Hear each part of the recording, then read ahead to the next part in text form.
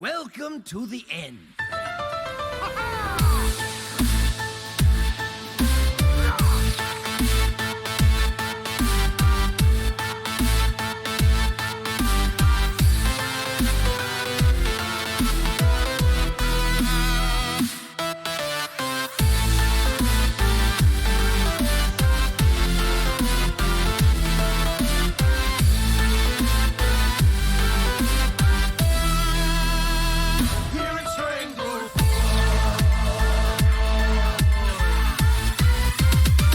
You asked for it.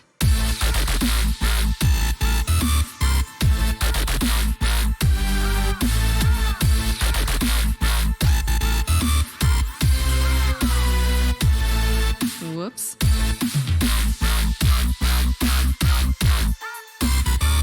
We're glad to have you here. Your personal magic. Your soul shall suffer.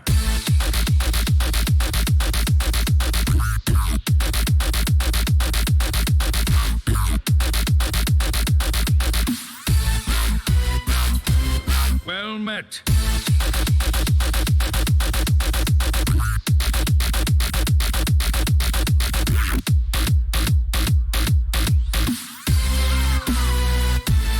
Job done.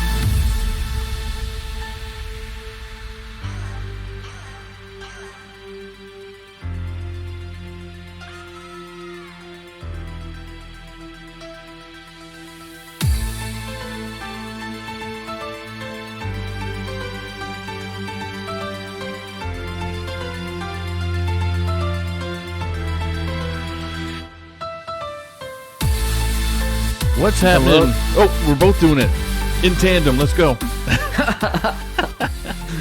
Welcome to Friday Night Fights, everybody. I have Doctorfeesh with me. How you doing, Doctorfeesh? I'm doing well, Saku. How are you? I'm doing terrific. Have a wonderful Hero Series finals match coming up right now. We have the Wild and Fantastic Tues at 6-2 for the Wild Aces, up against JustinTime, who is 7-2 for the Challengestoners. Just looking at the stats right now, and looks like the Wild Aces are up 8-2 over the Challengestoners right now. So this match could, in fact, make things very sad for the Challengestoners. Got any opinions there, Dr. Fleesh? I haven't been the most up to date with what's going on in Hero. Obviously, we'd like to see this come down and be a close finals, giving both teams a chance. Yep. To win the title. Obviously, if this ends up, both these teams are fantastic. But this would indeed seal it. Any of these two guys winning tonight would seal it for the Aces. I think Tues, if it's a 3-2, there's a chance, small chance. True. But my math is bad most times, so. Yeah, it's one of those things. So if that was a 3-2, I think Dardar and Turtle would have to pretty much sweep. Yeah. For a chance. Even then. Yeah, that'd be tough. Math is not on the Challengestoners side right now, so they're at uphill, a little bit of an uphill battle. But we'll see what this match turns out like. So yeah. So Tues is bringing Demon Hunter, Priest, Rogue, Warrior, and we have JustinTime bringing Paladin, Priest, Rogue, Warrior. So what do you anticipate the bands are? I know the bands. Damn, how do you know the bands before me? Tues told me the bands. Oh. And yeah, okay. So we'll go through the motions. What did you think the bands were? I thought that Tues was either going to ban Paladin or Warrior, and that Justin might just either ban Priest or Warrior, depending on what he didn't want to play against. And I was wrong both times, essentially. Yeah, and I think before we were on stream, we ended up thinking that it could be like a Paladin ban, or even a Warrior ban. but that's the offset. But in the end, we came down to the priests being banned, and that's exactly what happened. Yep. Double It's priest. Double priest brand. So there's Yep. no, well, potential with the warriors going long distance, but Yeah. for our viewers, priest versus warrior is not going to happen tonight. Thank you, Sorry. Tues and Justin, for saving us a Sorry, priest mirror. everybody. We Yep. appreciate you very much. So if the players are ready, I'm just gonna Yeah. double check with them to see if they're ready, and then if that's the case, we will get going right away. Awesome. I was just about to double check with you, dude, if you were ready.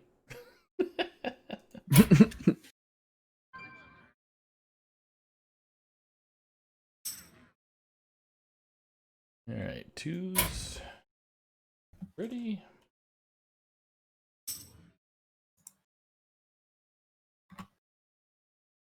Do what they say. Mm-hmm. And so when we get into the match, I believe we're going to see Justin on the bottom and Tues on the top, based on what you have at least written. Or did you switch it on me this time? I didn't switch it, so Always Just in Time is going to be on the right-hand side of your screen, so that'll be the bottom for our reviewer. Awesome.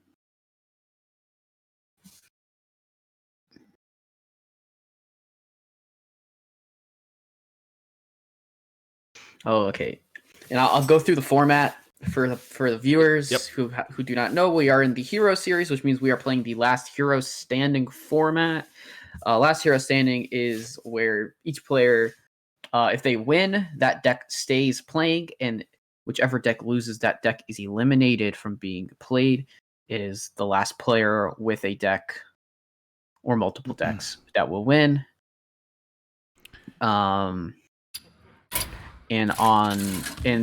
This is Hero Series, which means this is closed deck list.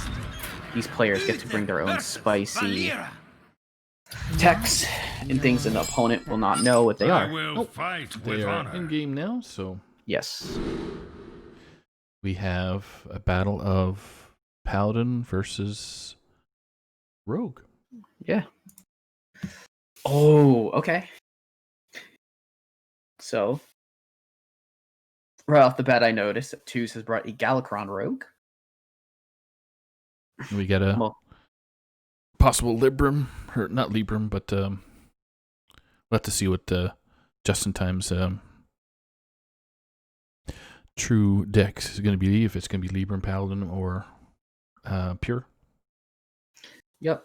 We do not have any information so far based on his mulligan. I assume that he's going to maybe keep one Libram and toss the rest, and I assume that Tues is going to possibly just keep Edwin and probably Edwin Shadow Step and toss the Galakron, but I might be wrong. No, full mulligan. I was wrong. It looks like it is still up for debate. It is. It's a Brune Paladin from Justin. The pen figure being drawn, but There you also the Select's Pride is also only run in Brune Paladin. So there you go. fun There's facts. your giveaways. Yep. So turn one, we see a Spy Mistress from Tues. We're gonna see First Day of School come out. Wow. Okay. I am. Move quickly. Those are some interesting one drops. It's gonna be if Justin wants to play the Wand Thief here, and I do think that playing that there would be maybe a good bet, but also getting some healing in the deck, which Paladin has a lot of already with Libram of Hope. Excuse me. Yes. Ugh. Okay. All right. Simple dagger, and does he? Yeah, he goes face. Goes face with this, or he just leaves it alone. There's options for both. I think we are going to see. Yeah, we're going to see nothing. There's not much reason to do that. There is always a chance he top decks Greyheart Sage. Yep. And otherwise, it would just fall to that minion would just be value traded by the Spirit Jailer otherwise. Yep. Seal Fate. So, yep. Punch 2/4. maybe bring up the 3-1, possibly. Possibly, but it looks like we're not going to see that. Tues keeping it hidden.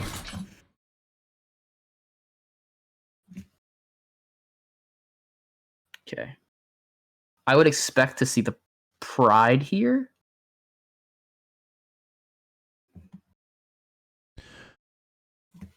The old Pride. I wonder.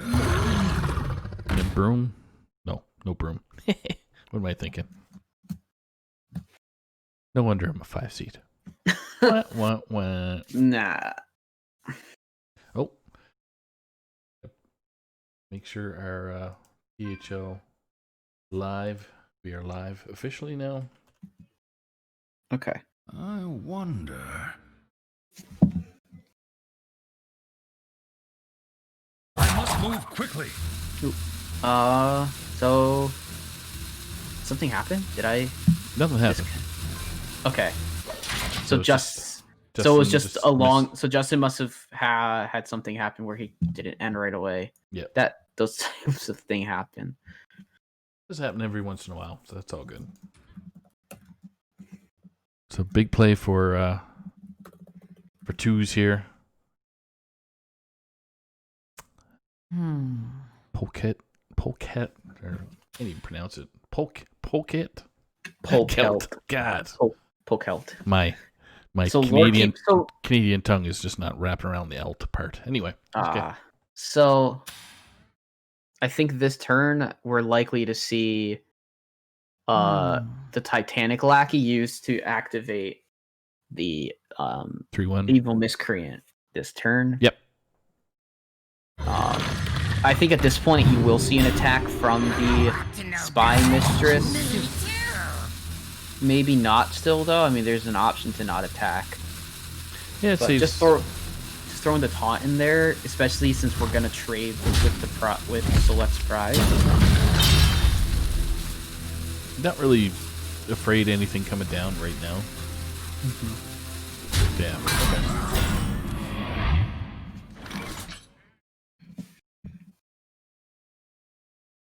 All right. So lots of stuff coming down here for the Rogue. We're getting closer to the Galakron turn. Donde's card is making an appearance in Tues' hand. Yep. And Polkelt, I like the addition of Polkelt to Galakron Rogue. It allows the deck to have really nice Galakron plays. Ooh. I mean, Tues obviously has only seen. I actually don't know how many invokes, if there's been any. I assume there's been at least one. But I not remembering to the best. All right, so we see a Tome of Intellect coming in from Justin. That was the best option out of the three. Yeah, we didn't have too many good options that came up in the first place, but best one out of all of it. Cheap, easy. Gets the slinger back. Oh yeah! Wow, flame. Wow, That's a good one. that's a good card. It's gonna help clear later. Yeah. Oh, that's right. Tues played a Seal Fate, so there's one invoke on Galakron. Needs at least one more to get the next to get to the point where It's gonna. Oh, we're gonna use the Shadow Step here. I like it. Upgrade it again. Not a great roll there with the Wasteland. With the Ancestral Guardian, my apologies. Getting my minions mixed up. It gives him some opportunity to heal. So it's. Oop, Hand of Vidal, maybe. Yeah. Or Libram come down. So I think. Libram might come down. Libram with Justice, what I'm talking about. So. Yeah, I did look at the Justice. I don't know. I guess if you played it, you're trading into the 4/5. I guess you're trading into Polkelt and the 3/1. It's a trading face with 3/1, and that I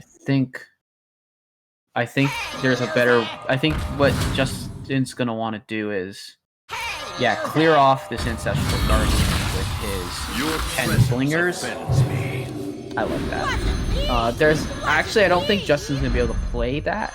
I don't think. All right, so he's gonna go with risking and very likely, obviously, losing access to his to one of his 2 penflingers. Yep. Oh, that's a really good use of this fly there. Yep.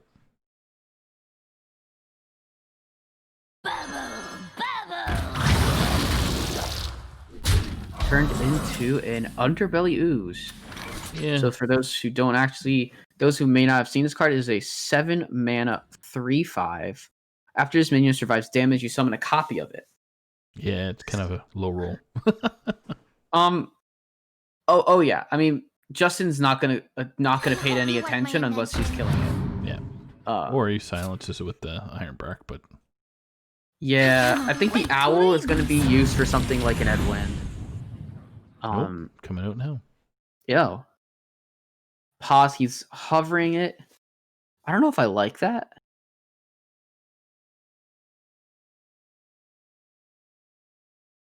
But he's not going to let Tues use it to trade. So, Saku, you were right. He's going to silence it. Now. Yeah. 3/5. Now he's... Yeah. All right. Taunt minion incoming. I think at this point, this could get turned very much... Oh, Togwaggle was coming down this turn. Yeah. Togwaggle for, I would assume, a Wondrous Wand. Well met. Yeah, so now the Polkelt, there's guaranteed cards that Tues knows he's going to get from this Wondrous Wand. Yeah. Big damage coming down. Now, Flame Strike. Is this a timely Flame Strike or? I'm more inclined to use a Justice here because Flame Strike leaves quite a lot up on the Tues. So I wonder if we're going to see like a Libram of Justice combined with brooms, maybe like a broomstick to clear up. Yeah, maybe just one broom and then have a also make a dude on top of it. I'm gonna expect hero power broomstick and one minion's gonna get to stay alive. I would assume Justin's gonna keep the 1/3 alive, or okay, even better. He's gonna value trade it. Move quickly. Everything's getting cleared. But the worst is yet to come for the Paladin. As Jandis Barov gets picked up, Wondrous Wand coming down. We're seeing some good cards coming in. Double Shield of Gallic. Double Shield plus Corruptor for 3. Corruptor on 2/1. Oh my goodness, that's a yeah. So Shield Galakron's going to come in, and I believe well, there's already a Rush minion. I think we're just going to see double taunt, and Corruptor is going to go on Jandis, like you said. So we get double trades. 3 taunts in Justin's way. This is tough. Not even a second Libram of Justice is going to very likely save him from this.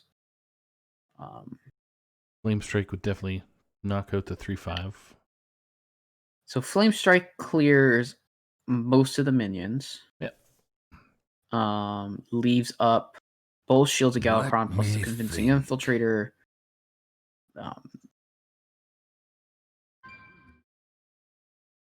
Could opt for a longer. Could opt to try and potentially keep things.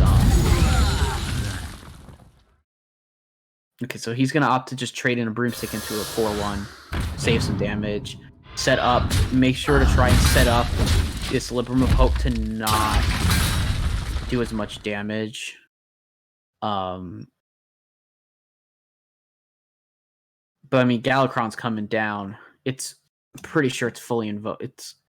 No, my invokes aren't showing up, but he invoked a bunch. So maybe he only did 3 invokes this game, which means we're seeing an Edwin and a questing adventurer come down. Give me a quest. It'd be a For big one. quest. Yep. Yeah, just gonna perhaps make a 6/6 Edwin here and a 3/3. The Brotherhood shall prevail. Interesting. Yeah. 2 Libram of Hopes. Okay. So Libram of Hope. So I think Libram of Hope isn't necessarily bad here because you can. However, it does just get traded off by the Convincing Infiltrator. It's just the fact that it heals that's really nice. Yeah. I wonder. I feel like Justin's gonna want to play the Aldor True Seeker plus the second Broomstick and try and take a 50-50 with the Convincing Infiltrator possibly. Although that is a very risky play. Because regardless of what happens, if the Infiltrator dies, the game's over because he has no heal. Yeah. So yeah. I don't think. Just trying to think of the ways of getting around it. Yeah. Okay, so we're gonna make it an even better, bigger opportunity for it to live. We're gonna buff up the 2/1, and that is unfortunately that's the bad hit. And that's it. Victory. And so Justin's gonna concede, and Paladin is out. So Tues goes up 1-0 in this set, and now Justin's going to respond and seeing a Galakron. So what's best against Rogue right now? Warrior handles all the. So it smaller- depends on how Justin has constructed his Rogue. Gotcha. Bomb Warrior might deal pretty well with Rogue, but also might also just be still bad into this deck, or not a great matchup. Really, Tues has a pretty nice advantage at this point. I think we're going to see. I think we might see the Rogue Mirror depending on the deck. Valera versus Valera. Watch Yeah. your back. Because I think Justin wants to get a win with this. Wants to get the win here. Mm-hmm. This is a Yeah. This is a weapon rogue, which has potential to go a bit faster than the Galakron rogue can handle if they don't get early, like if they don't get a shield Galakron pretty early in the game. There's a potential that it just gets out of hand, or if they don't get like a big questing adventure. There's questing plus Shadow Step off the mulligan, and for Justin, he's just looking for that self-sharpening sword. For the most part. Pure aggro for Justin. Yeah. It's can never play that deck, but Corden seems to love the weapons. Weapon rogue. Yeah. The pleasure is mine. Give me a quest. Oh. Okay. So Interesting. sacrificing the. I mean, obviously, you can't bring it back. I guess knowing that there's Jandis on 5, obviously you want to save it for that. And just no real other play. Tues wants to be proactive and force trades to not allow this rogue deck to start hitting face. Yeah. Here comes a Seal Fate to the face. Yes.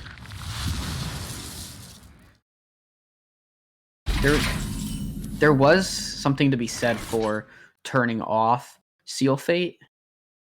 But then he would have just Seal Fated the minion. Right. So either way, it was getting activated. So we get Spy Mistress for Greyheart. Or no, going Jandis. Okay. Oh yeah. What makes something? Okay, I like this. I like the play. It's a little bit more proactive and it allows for a higher. Like we see the power level of that just came out of Jandis is insane there. So which 5/6/5/6 would you pick?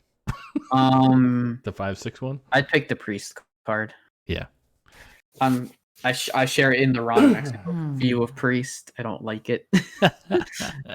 Nah, I shouldn't say that. Oh, okay. So Justin goes with the Scale Lord. What makes something? So now let's see what Tues does. It's the Battle of Jandis. Ooh. Oh. Wow. Well, there's that. Alar.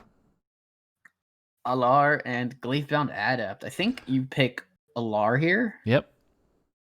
Then you Shadow Step it's- Baroff back in and Yeah, you do. You use Shadow Step Jandis here. There's two of them. You can use one here. It's gonna trade into their Jandis and Artus is gonna trade into Justin's Jandis and then bring his own back to hand. Both of these minions trade pretty evenly, and the 3/2 itself can trade into the Alar, into like the Alar Ashes.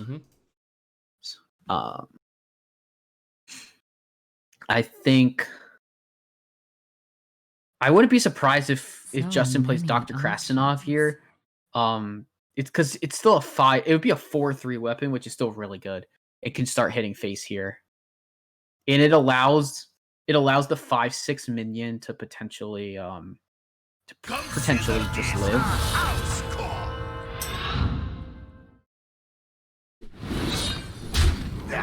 So you allow the Temple Enforcer to.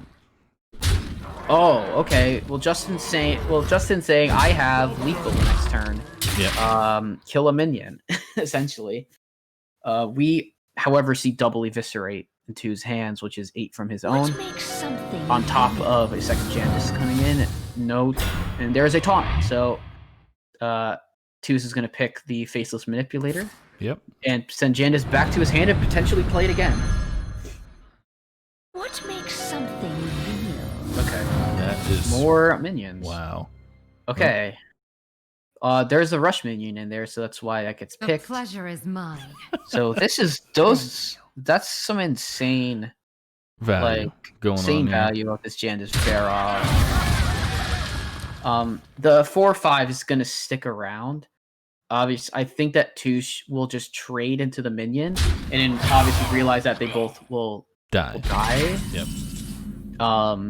So at this point, You sap the 4/5 that was my consideration. or the was 03. you- What does the 03 bring in? It just brings Oh, brings back. her back It just Alar. brings back Yeah. Alar, and Right. I don't think you care too much about that. So many options. I think Justin is gonna want to put. I think I would want to put the teacher's pet back in hand, knowing that I can deal 8 damage this turn, knowing I have Eviscerate. You can always go for some draws and play the Dread Corsair. I wonder. That would be what I would. Mistress In Greyhound. the shadows. Greyheart, sorry. A cruel fate awaits you in the ashes. Yeah, you can do go for draw, and then you can always sap if you need to, and because you'll be able. All right, so now this is 2 He's got turn. 12 right now. He's got 12. This is 2 turn. And plunder. Yeah. 2 turn lethal with sapping back the teacher's pet. Obviously, Tues doesn't know this, and he probably expected if there was a sap for it to be used there. The good thing with Alar is it cannot attack this turn, so Justin will have to deal with what's on board so that he doesn't So 8, die. 9. However, we obviously see that there's 8 coming from hand next turn. Do you Galacron here? Hmm. Do you feel? I think you. You have no choice. I think Really. if you expect to die, you definitely play Gala. You could play Gala. There is flick, but there's no good flick targets. So many options. I expect to see trades. I expect obviously 3/3 into 3/3, 4/4 could go into the 3/3 itself. Like, not expecting a lot of damage from hand, but Teacher's Pet coming back is also a way to prevent lethal for now. There we go. Yeah, there is no all these extra taunts. It's gonna be tough. Just I don't know how much extra over the top damage Justin has right now. That's not it. That's not obviously that's not lethal because of the 7/5 being there. Secret passage. What does secret passage find you? Secret passage, you'd have to. I think you would have to do that at the end of the turn. And secret passage, I'm not 100% what you're looking for right now. Because you have the 2 cards eviscerate. They're going to go over the top. He doesn't carry.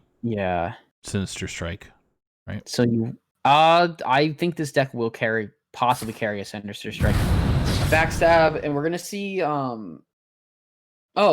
did hover the secret passage, but I think you want to get the minion out before you do it because he's not going to go over the top right here, and he's going to trade into the ashes. Hook Scimitar is a good pickup. I think you're looking for that. You were definitely looking for stuff for cutting class. Definitely. Draw more. There's sword. More. There's a second Volpera. Realistically, the only bad result there would have been a taunt minion for next turn. Yeah. We're gonna see the Hook Scimitar next turn. It's just a matter of any possible lethal. I think the flick. I would put the flick on the Volpera and use it because I would not want to see my opponent play a sword next turn. Right. Yeah, that'd be there a good. There are other options. I'm trying to I'm going to try to calculate some damage because there is 8 coming from hand from Tues. It's just a matter of is there 13 damage already existing. There's 8. He's off lethal. Yeah. 1 off. Wow. So many options. There's no way to activate the Miscreant this turn. There's no 1-mana card to activate the Miscreant, so I think he sees 2 turn. Probably still has to trade, but definitely is going to play Gallitrant here.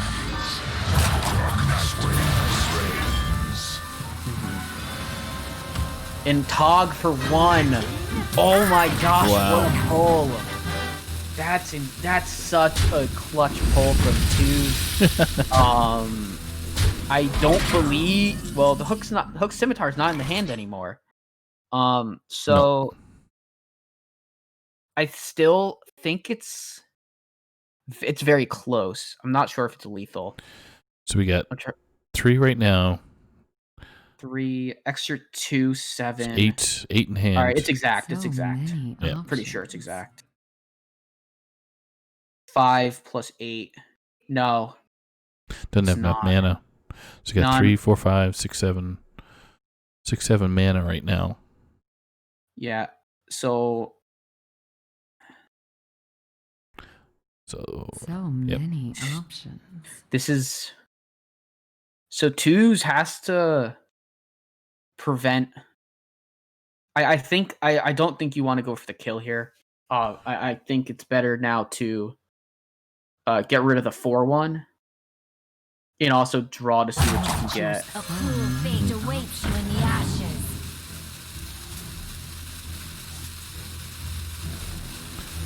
Freezing a minion. Yep. And freeze the Alar. That's a real nice pickup.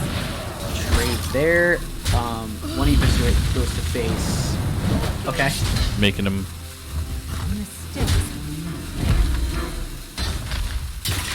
Yep. It's lethal. There's counter lethal. There's double evis in hand. Yep. So Tues is going up 2-0. Boom and Yep. boom. He's not even going to play anything else. He's just going to say, I had it in hand this time, whole time. Both players had double eviscerate. We're just looking for it, and Tues was just clear enough. Tog Waggle draw being very very crucial because it gave an extra 5 attack worth of stats on the board. Yep. Mm-hmm. That's some crazy talk. Yeah. So now we got... So now we're going to see Justin's last deck. He's going to bring his warrior out against the Galakron Rogue. He's going to power through Demon Hunter, Rogue. Well, Rogue first, Demon Hunter, and then Warrior. Yeah. So... And Warrior can do it. If Warrior gets through this Rogue, Demon Hunter is also not a great... Is also like kind of more 50-50-ish and might even lean favored for Demon Hunter at this point. But... I mean, this is backs against the wall for the Challengestoners. And it is big warrior. Okay, so this is I mean, I know why he brought the deck. I'm not sure how it plays into Galarogue yet. So with Flick out there. I was gonna say Flick is gonna be a crucial card, a keep card, really. Yeah, it'll be a key card. It'll be able to kill Rattlegore or something like that. There is just an insane amount of there's just a large amount of cards that you want to flick, but you can only flick one. I think the Togwaggle here being in hand with a Seal Fate to get a Lackey in hand is very crucial. I think he's going to debate Mummy versus Kargath here. I'm not sure I would have even played the... the shadows. Not sure I would have even played that card on 1. I feel like I would have just kept my deck a bit more hidden, rather than say pretty much telegraph the big warrior. Yeah. There are bomb warriors that have run it in the past, but it's very unlikely that a bomb warrior runs it now. Yeah, we'll see. See yeah. what happens. I mean, it's these players have been playing in THL for a very long time, and I thought Justin was pretty new. Yeah, I think this is 3rd season, I believe. Oh, okay. So, okay. Yeah, I don't really know too much about it. But still, they play enough online to recognize that it's like yeah, they know what each other players likes. And yeah, it's just a matter of 1 or 2 cards. And it's like, okay, now I know. There's the crucial card for Justin. Commencement is the card. Yep. That we are going to pretty much see instantly dropped on 7. Turn 4 though. Right now, I don't see anything getting coined out. Just gonna make a new dagger.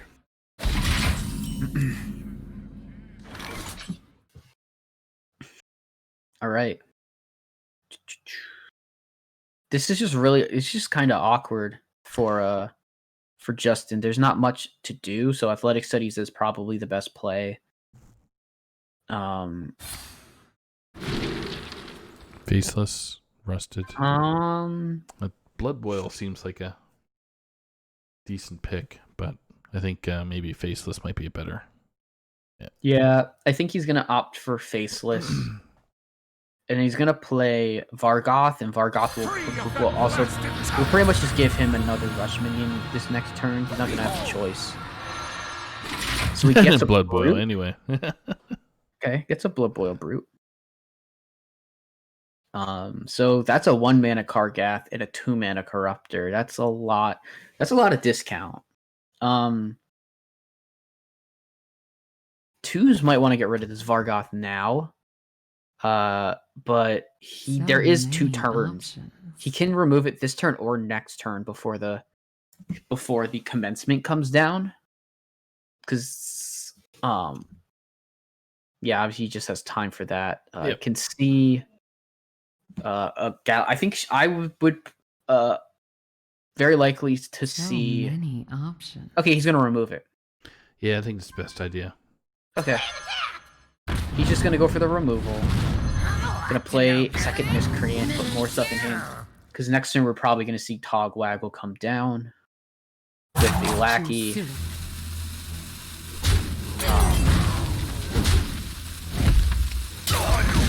Alright, see what dragons we get. Twin Tyrant. Mage Scribe. Yeah, I think Mage Scribe's the best pick. You can also pick Twin Tyrant, but Malagos would be my pick for Ron, but Mage Scribe I think would have been the other feasible choice besides Twin Tyrant. I like Twin Tyrant a little bit better. You can be able to control the board a little bit. Yep, especially against this deck, he's gonna need it in a couple turns. So get somebody down to 4. You're on easy street. Mm-hmm. Surprised he hasn't swung with his weapon lately, but I guess. Oh, there wasn't much of a reason to swing because, dealing like taking extra face damage, is I guess fine. That was a really good lackey pickup. We're gonna see shield block. So, okay, sword and board. I do believe I would expect to see the Faceless Corruptor this turn potentially. Mm-hmm. Shield Slam, Rampage might be a good one. So I would think Shield Slam or Rampage. Upgrade just doesn't do a whole lot in this upgrade. If you're gonna pick it, you're picking it for your Bulwark of Azzinoth. Yeah. If they have it in their deck. Yeah. Yeah. That would have been a good indicator if it was. Yeah, but the Shield Slam coming in is really nice because these turns are coming up where you're gonna start seeing some 5 or more attack minions, or 5 or more 5 health minions. So we're gonna see this Draconic Lackey. We're going to see the coin, and we're going to see Togwaggle.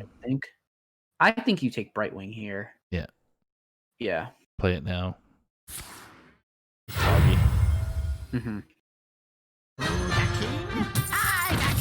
And we're very also likely to see a Shadow Step of the Togwaggle. There it is. You called it. Yeah, the Shadow Step I believe was his draw this turn. Because that turn wasn't obviously possible before then. So Tues has just got a lot of value coming in, and these turns now is where it's going to be so crucial for some of these draws. Yeah. We do see Flick Skyshift in hand. I do expect Flick to just kill off that Proto Drake and get rid of the second one in deck. When that happens, but we're still gonna see 8 to face. And a Cabal Lackey in hand. So Justin's not out of this. If anything, Justin can definitely, once he gets through with this deck, the Big Warrior is actually pretty favored into both other decks that Tues is going to bring. Okay. But this Polkelt coming in here, going to shuffle the deck and put Galakron on the top. Power is what you seek. Knowledge is what I provide. And Wanda's going to draw 0 mana Galakron, 0 mana Kronks. In another 0 mana 5. Oh, he mills Jandis. I mean, I assume that Tues obviously Calc would have known that. And he knows that it's very important to get his Galakrons down now. But he's not gonna burn it, but I think he was hoping that it burn Faceless Corruptor very likely. But he's gonna take 8. He's taking 8 to his face, and that Dominion can get killed and put a Kargath in deck. Yeah, a little bit unfortunate for Tues there on that one. Yeah, I mean, because there's enough 5 drops where you're hoping it just doesn't mill your Jandis, and that's unfortunately what was milled. So Justin needs. Yeah, so that goes face every time. I mean, I think putting Kargath Prime in the deck is your best option. But we'll see what Justin is gonna do. You could play. I mean, you could go like if you want to clear the minion, you can always play something and use your. You can always armor up and play Shield Slam. That saves your other minions. I would kind of want to put Kargath Prime in deck and either use the Lackey or the Sword and Board here. I think it's just a very efficient clear to do that. I think we're still gonna see Sword and Board or the Lackey, but it's gonna come in tandem with the Blood Broil Brute. There you go. Blood Boil Brute. He is not boiling. He is not broiling anything. So Flick still hasn't come out yet, so maybe he's waiting for that Colossus to come out. Scrapyard Colossus. Just because that's the troublesome one. Yeah, I'm very surprised. I think that the Proto Drake just poses a massive threat. Like It does, yeah. At least right now. mean, you gotta do it now. You have to do it now, because otherwise you can almost guess you're gonna die in 2 turns essentially from that. So it is gonna. The only thing I think that Tues is worried about might be the drop, the 7 drop from it. And that's what happened. So he really did not remove many stats, if anything. That's good. The Ray of Frost coming from it, as well as the Faceless Corruptor, are both really good ways to deal with it. I think it's going to be double traded into the. It's going to have to get double traded into a 7/6. I don't think he's good. Oh. Okay, so he's going to take the biggest amount of threats off the board and just use the 7/6. That's not a bad idea. There is the Bulwark being drawn. That's pretty nice, but not necessary right now. The trade coming in like that does allow for Kargath to come down and just clean trade into a minion. You can definitely see a full board clear coming in multiple ways. Because that's all this big warrior wants to do is to handle the board and go face with the big minions. Mm-hmm. Next turn activates your Colossus. If he draws a Dimensional Ripper, Justin's gonna be able to just play it.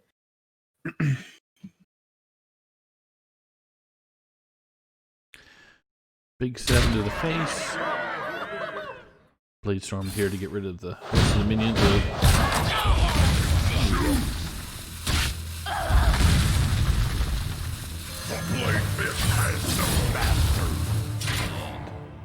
I think you see it's just for the Twin Tyrant.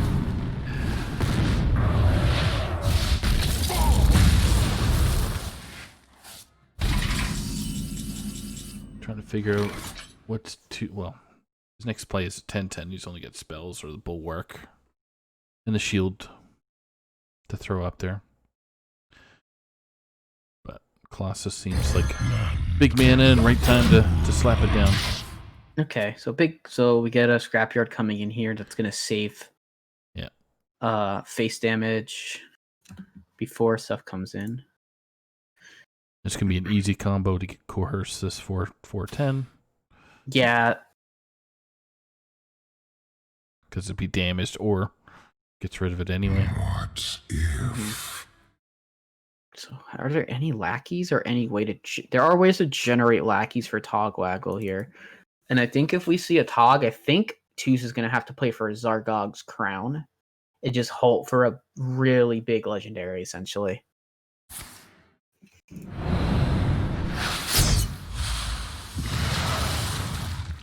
Okay, Titanic Lackey is a nice pickup. Togwaggle.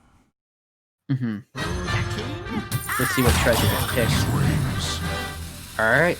I saw a hover on Zargog. Crown. Yeah. But also now is hovering the wand and picks it. I mean, wand's also a really good pickup. It's 0 mana cards, and those are very strong. Ooh. Does a big dragon come out and handle business? 1, 2, 3, 4. Yep. Nope. Ooh. Ooh, that's a good one. Commencement brings out the Prime. Bring out Prime, yeah. It depends on how many other more minions are in the deck, and because we're just blind going into this commencement pickup as S2s would be. Justin has a better idea, obviously, of what's in his deck. 100%. So could just see the Bulwark on it. I mean, it wouldn't be the end of the world to set the Bulwark up with a Coerce and a Shield Slam. I think Commencement is the play, though. It gives you another nice minion. Flick's already gone. We haven't seen a Sap yet. I guess the deck runs at least one. My guess is it runs a Sap.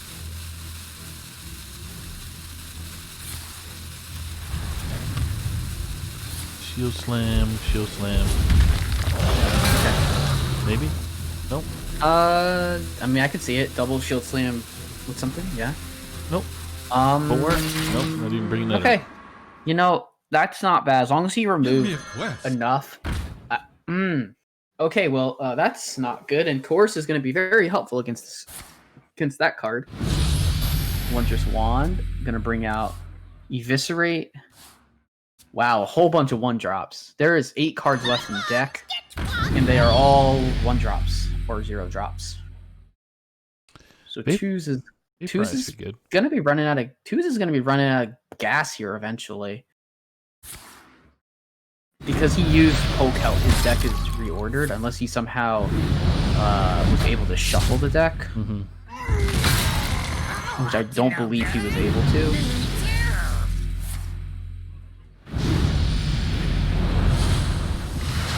Okay. So these are massive minions. Brawl? But I don't think he needs... So you can brawl here. And the reason you can brawl here is because you have Coerce in case the 8/8 lives. Alright, yeah. Does not live, so that's a really nice result for Justin. And I want to say you just passed, yeah.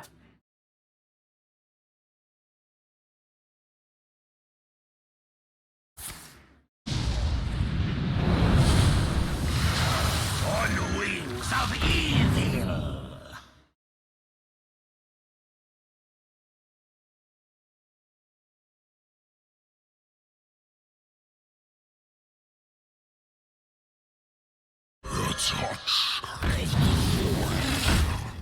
And a Mana Worm. Hmm. So a minion that can grow. Again. Yeah. So I'm expecting a nice Van Cleef this turn. And that'll get met with Coerce or with probably with Coerce, but I don't think there's another way to deal with it. Ooh. With how much has been played. 12-12. Get that Eddie on the board. Katrina on as a friend. Ooh, Katrina Muerte. That can bring some good minions back. Ooh, Edwin lives. Edwin lives, and that's what we're Coerce dash. Just gonna get Coerce down. Bang, and hero power.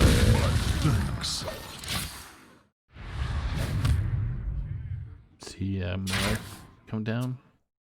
Katrina.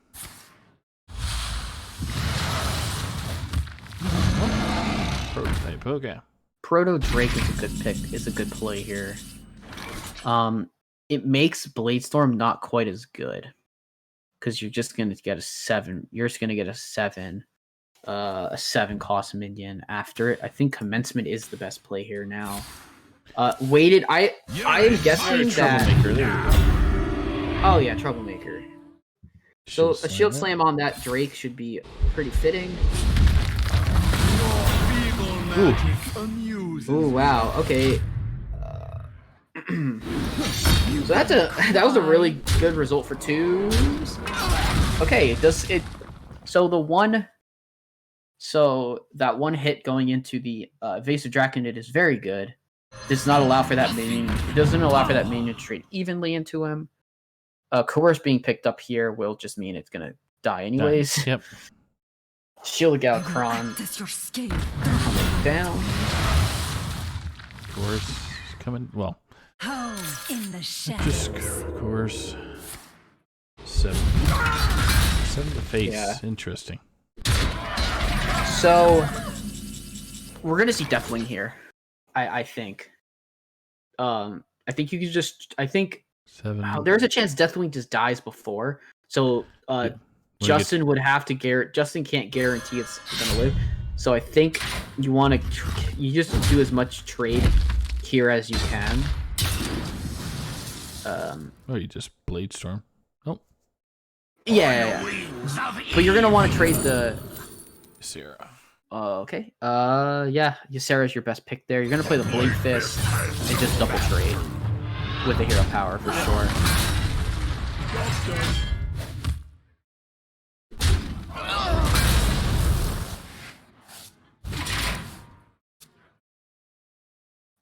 All right. I do think if we're gonna play Katrina, I think he's gonna come here, as well as maybe a couple of the lackeys, just to really fill up a board.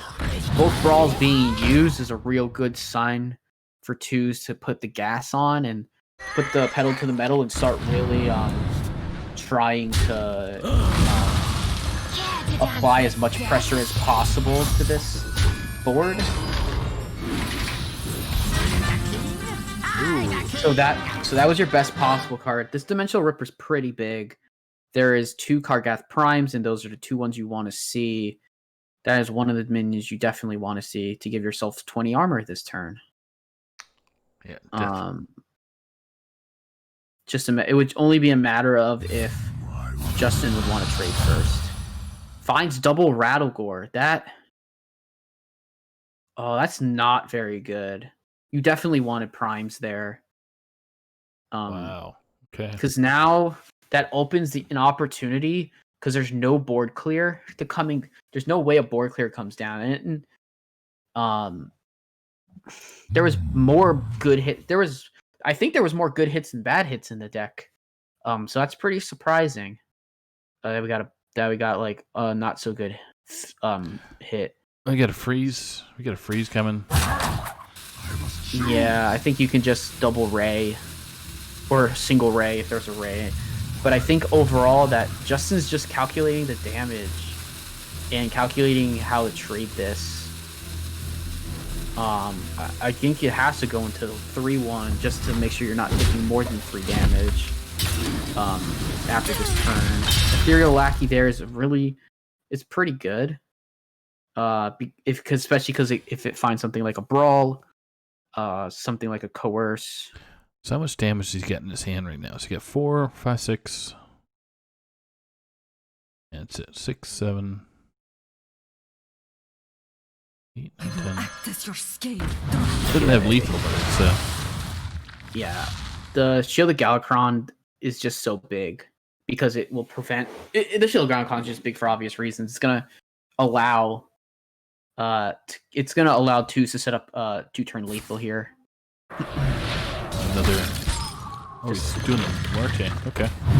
I don't know if you need to, because if you don't resurrect, I think it's better obviously just to make the taunt. It's 2-turn lethal now.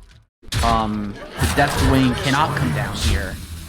So I wonder if that couple turns ago, if that Death Wing was a bit better. Kargath Prime being drawn is really good. It does cut the amount of damage on board significantly, and it gives you 10 armor.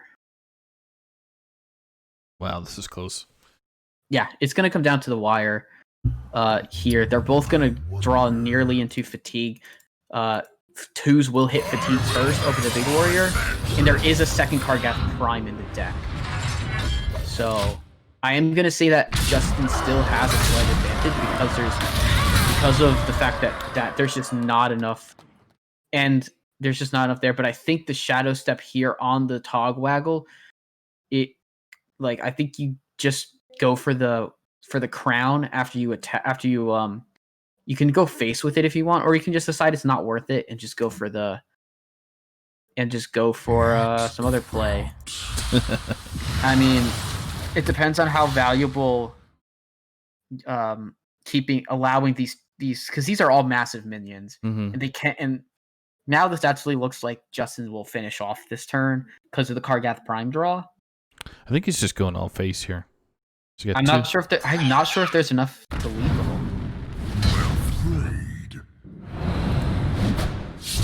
I'm get the +1 Goblin Lackey on. Yeah, definitely gonna want to play that, but it's still just not enough damage. You're off by 4. Gonna Shadow Step the wait. Oh, he's got it. He's got lethal. There you go. He does. He has lethal. Doubles Shadow Step with the second Lackey in hand. Okay. Man. So Tues 3-0s. Over Justin. Absolutely bonkers that crazy. Was something that I did not actually. I saw the Shadow Step, and then they saw the 2 lackeys on the edges, and it's like, oh, he's got lethal now. Yeah. Well, that's That does That's it. gonna do it for the match. That's gonna do it for the for the outcome of finals. Wild Aces is going to be your Hero Series champions. I don't think there's a way that the Challengestoners can win this now. Just seeing if Tues is available for interview. I'm sure he wants to say congrats to Just in Time and a lot of huge congrats to the Challengestoners. So see if I can get Tues in here.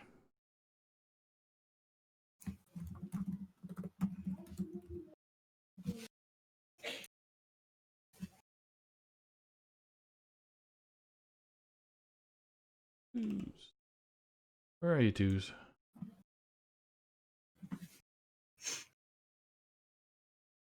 Don't want to create a new group. Why is it weird?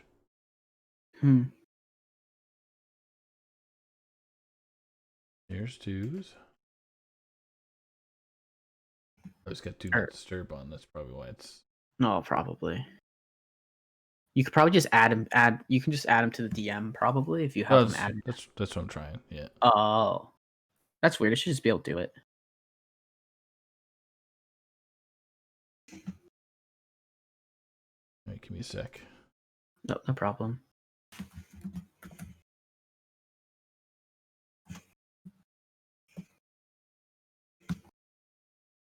All right. Well, so with this match over, I'm not sure if CMAC and Turtle are going to end up playing their match. I would hope I think they'll still play their match, obviously, but just because they should definitely put on a nice showcase for us. All right. Let's see if Tues' Do Not Disturb is off. Doing Adam. Weird. You just give me a sec here. I want to see if this is going to change. Sure. There he is. Okay. Hey, Tues. Hello. Was those two little kobold lackeys those were your best friends? Do you go to 1 in 5 to decide all hero series? That's pretty epic. Yeah. You did absolutely terrific with your rogue tonight. Oh yeah. That warrior versus your rogue was a crazy match. So you want to take us through that final setup? Just like why I brought the rogue. Yeah. Okay, so I brought the rogue just like to countercue Control Warrior, and I just kind of good against like all the weird decks besides Enrage, and like it's not that great versus Bomb, but I didn't think he was gonna play either of those. Mm-hmm. So my idea was just to have it kind of as like a control deck counter queue. I was actually planning on leading it. I was planning on leading Demon Hunter, and then last second I like swapped over to it because I'm like, Paladin and Warrior seem kind of scary for the DH. Yep. Yeah. And in that last, like, I think if Justin's Big Warrior had actually managed to win that would have been a pretty tough way through. Yeah, I don't think I was ever gonna get through it. Probably, yeah. I think it's so lucky with DH because I had a Control Warrior. Like that was just not gonna happen. Yeah, for sure. So yeah, just big congrats to yourself for that, and to Wild Aces in general for taking the finals in total. I guess there's no way that the Challengestoners can actually get enough points now to win. Mm-hmm. Yeah. And yeah, I barely spotted the lethal that last turn. That was insane. I knew it was close, but I was scared with board positioning because I thought if I was one off, I was gonna be so because I was one off with the rush lackey, and I was so sad. And I'm like, oh no, if I'm a board space off. Yeah. And I was good as it. Yeah, no, it all worked out. So I thought you might be using the rush lackey to add a little bit extra damage in there. But then I saw the two kobolds. So it's like, okay. Yeah, Shadow I missed the kobold on the left side of your hand. Yeah. When I was calculating. Oh, Yeah. was I the upside down player? Yeah. Yeah, you were the upside down player. Makes sense. Yeah. And once you get nine or 10 cards in your hand, it's like, okay, from a caster standpoint, you can't see very much. But Yeah. it's all good though. Any favorite moments in the match that you kind of capitalized on or saw was going to happen? All those Jandists. I was really proud of the questing on 3. That was really yeah. Mm-hmm. Oh, that was funny. Yeah. because that play is it's interesting because obviously you wouldn't suspect someone to just drop a questing adventurer super early, but it does command so much attention from the opponent. Mm. Yeah, like it probably gained about like 4-ish life, Mm-hmm. Yeah, which is definitely worth it in that matchup. Like I didn't see his exact hand, but I bet 4 health probably mattered Yeah. a little bit. He might have been able to turn on the computers like a turn or two earlier if I was a little bit Mhm. lower. yeah. I was a fan of the Jandis bouncy castle moment where you play 2 Jandis on the same turn. Mhm. Yeah, that was magical. Yeah. And you got some. Yeah, I pretty- learned the interaction is a little better because when I attacked his Jandis minions, I didn't know like because I killed one and then like the other one had like the particle effects on it, Mhm. so I didn't really know if if it was a guaranteed kill or not. I still don't really know. But it was like it was worth the swing just because my taunt zoned it. But Yeah, it was pretty good. So Yeah. So for that, I think it's if you kill one and the particles are still up, then that's the one that has 1 health. I'm pretty sure. that's what I thought, but I Yeah. wasn't sure. all right. Well, any kind of shout outs? I know you had you and Avi were on the saloon. Jeez, Ted's doing hair, Ron's doing mustache trimming. You know. Yeah. But yeah, is there any final words there for your teammates? Yeah, just shout out everyone on the teams. That's Bill, CMAC, Nine Eyebrows, and Lord Zeolite. It was really fun to play with them. I'm really happy we got there. Also shout out to all the Challengestoners. That's Avi, Dardar, Justin, was it Turtle, Inzi, and Free Hugs, Yep. and Darren, our boy Darren. He played 1 week. Yeah. Oh, and Tris. Tris was the huge sub. He got a rogue sweep, I think. Nice. Nice. Love Tris. Yeah, Triss is awesome. So, all right. Well, thanks so much again, and congrats to the Thank Wild you. Aces. I think. Correct me if I'm wrong. I'm trying to remember if they were a last minute add to the Hero Series, or was it always a team? I can't remember offhand. Insert good name. Oh, insert was- good name. Yeah, Okay. it's a good name. Yeah. Was Okay. was the We were like sort of a last minute ad because what happened was they needed 1 more team, and it was us and Challengestoners. So then they needed like another one after that because they're trying to get to an even number. So they just Yes. asked a ton of people. Yeah. And both Avi and Bill said, "Yeah, we'll make teams." And it made an odd number again. Yeah. And it Well, it worked. worked out. Yep, it all worked out. So, Yeah. all right, buddy. Well, you enjoy your night and enjoy talking some hype stuff in your chat there, and congrats to the Wild Aces.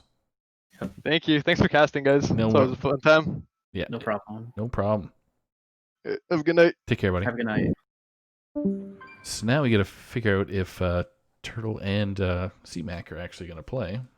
Yeah. So if you want to bear with me, and Of course. I can kind of look at. We can at least go over. I'll at least gotta like tell you the classes that'll be. I can at least tell what the classes that are going to be played. Yep. Would be if they do play. So CMAC has brought Demon Hunter, Paladin, Priest, and Warrior. Turtle has brought Demon Hunter, Paladin, Rogue, and Warrior. So the only difference here is Rogue. Between the 2 players, both CMAC with a 6-3 record and Turtle with a 7-2 record. So that's crazy. That's a 3-scene match, and they're both holding some over 400 PR. That is really good. all right, So get to see what's going on. Well, I think Sure. just waiting for the stream Sure. to end for CMAC. I just messaged him, so he's doing J Lethal right now. So I just messaged him, and he hasn't answered back yet. Okay. But I don't know if we're playing. Well, if this match doesn't happen, we still have a 3rd match tonight. With And- In the Pro Series, we have fellow Friday Night Fights and Sunday Showdown caster BrushyTuna versus versus Heart Center. I guess he's the op and head of content for THL Donde. They're going to be playing a Pro Series match in the AEON versus TheUnknown. yeah, Donde playing for AEON and Brushy for TheUnknown. I gotta make sure I get those deck lists on my screen so I'm not completely lost when we go to talk about them later. Just want to see if they still want to play. Yep. Oh, he's offline. CmacComp's offline, so I don't think it's gonna happen. Okay. By the seams. Let me see if Turtle's online as well, maybe. Yeah, it's Turtle's online. If you want to talk to him to see if he wants to play, then that's fine. So, and while that's happening, I can kind of brush up our viewers there with regards to the Legacy series and their standings. So we got Hearthstone Academy and ATL still haven't played any games yet. That's all being played on Sunday. Yeah. Every single match. We got Boozosaurus and Matty Ebbs are going to be playing on Sunday at 9 o'clock. Oh. That should be interesting.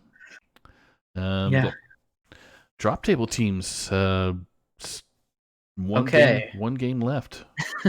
So this series is super interesting. Last night on Heart Center, Dirty Mike and the boys, there was only 2 matches left, which is Surlos and Mojo Powell and Fuel versus No Glocko. Mm-hmm. And so Dirty Mike and the boys look to have a pretty good lead of 2 wins to 1. Mm-hmm. But now drop table teams has taken a lead, 10-9, with Mojo going 3-1 over Surlos, and now it's down to Fuel and No Glocko to see which team moves on in that.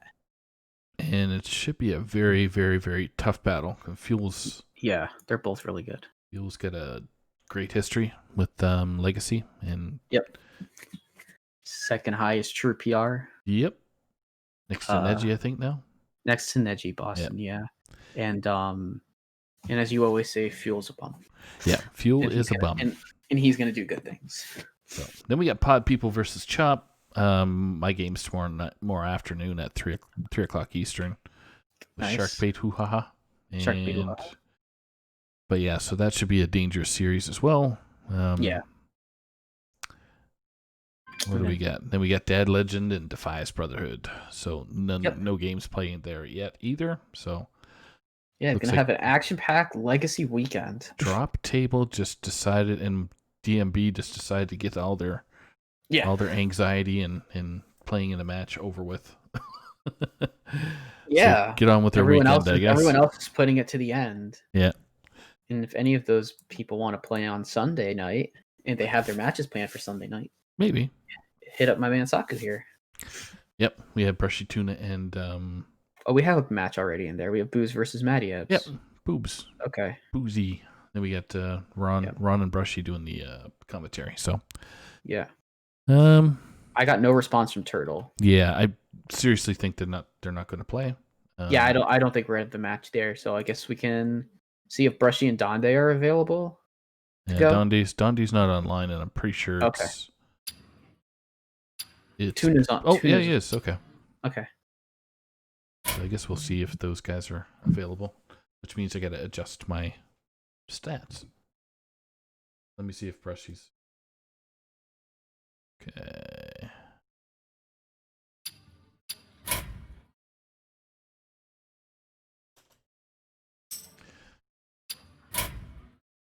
You play now? I don't know. I don't know if Donde's ready, but we'll see. Do they have bands in? They do. Okay. So since we're going to be moving very likely into Brushy's match in Donde now, let's look. I'll just look at the AEON versus Unknown match. The only match that's been played is Neji Boston versus Skittles, and Neji won 3-2 in a close one. I actually knew that result, but I didn't know if there was any other result that had come in yet. And these teams, and AEON is fighting for a playoff spot alongside F2L and Due Process in Pro Series. I guess, and Bad to Bone as well, but Bad to the Bone, Hype Horizon, and For the Boys seem to be like kind of that top 3 teams.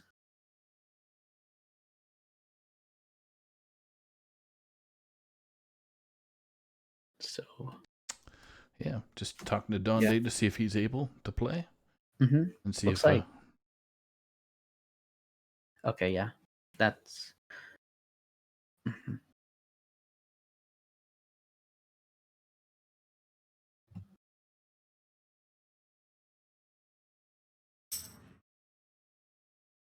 All right.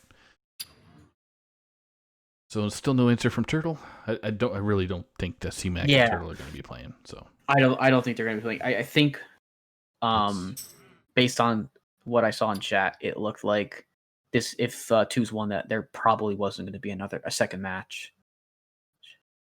Yeah. So now we just gotta wait on Donde and Tuna to see when they're gonna start their match. Yep. And just gotta set it up. So Yep. So we're moving out. So our next match, instead of being a Hero Series match, is going to be a Pro Series match.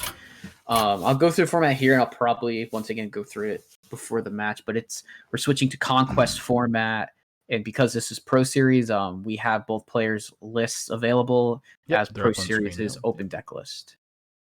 they are up on screen right now. If you want to go over those. Awesome. All right, so we're gonna go through. I assume Brushy's gonna be on the left on screen. Yes, he's on the left, and Donde's on the right. All right, so I'll run through BrushyTuna's lists. We have a Rogue deck. We have a Shaman deck. We have Priest and Mage. Looks like Brushy's running a secret Rogue deck with the Vendetta package. No saps in the deck. Deck's looking to get some big questings and Edwins. And just kind of control the board that way. We have a Control Shaman deck, also from Brushy. He's running Archivist Elysiana at the top end. So expecting that deck is very much expecting to just go up against warriors and priests and just kind of try to take them into fatigue. Mm-hmm. And with there, Brushy's also bringing a dragon control priest, actually a Galakron priest. We see Galakron in the deck. That has been cut from some lists, but Brushy's bringing Galakron in his list. We do see 2 disciples of Galakron for invokes, and then his final deck, Brushy has brought is Cyclone Mage, small spell mage, Cyclone Mage, with arcane intellect, devolving, and conjures calling as like a couple of the tech choices. And we do know the ban. We do. Brushy's Rogue has been banned. Right. So we will not be seeing his Seeker Rogue. And then from Donde, we have Paladin, Priest, Shaman, and Warrior. So both players bringing Shaman this week. That is really cool. However, Donde's Big Warrior has been banned by BrushyTuna.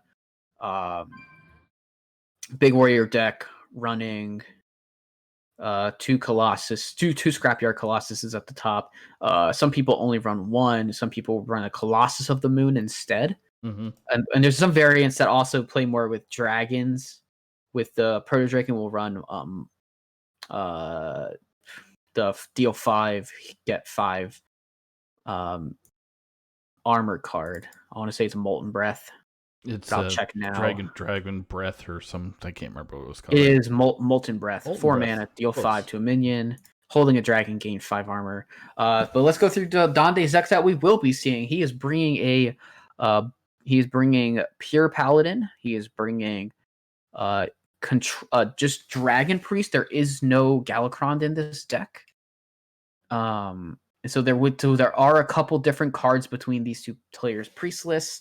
We have a Control Shaman coming from Donde, with no Elysiana at the top.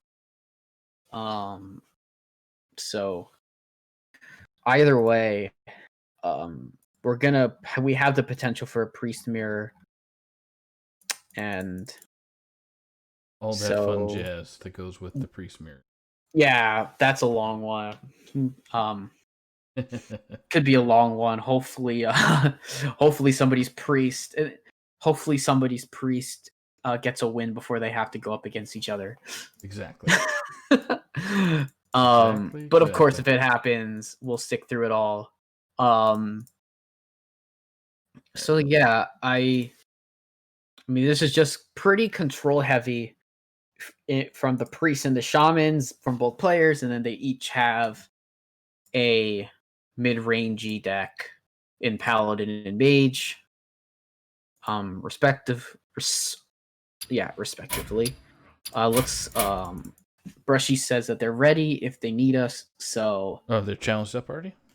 well, Brushy just typed they're ready if needed. Yep. We're needing. Okay. So you're talking to him? Okay. No, he typed in the chat below us. Oh, did he? Okay. Yeah, he typed in I Discord. did not see that. Yeah. There he is. All right, so we'll get these guys going. So for our viewers, Brushy's going to be on the bottom / our first to spectate, with Donde being on top. Okay. And I forgot to ban Brushy Rogue. Okay. Yeah, if you want to get them going, we will get them going.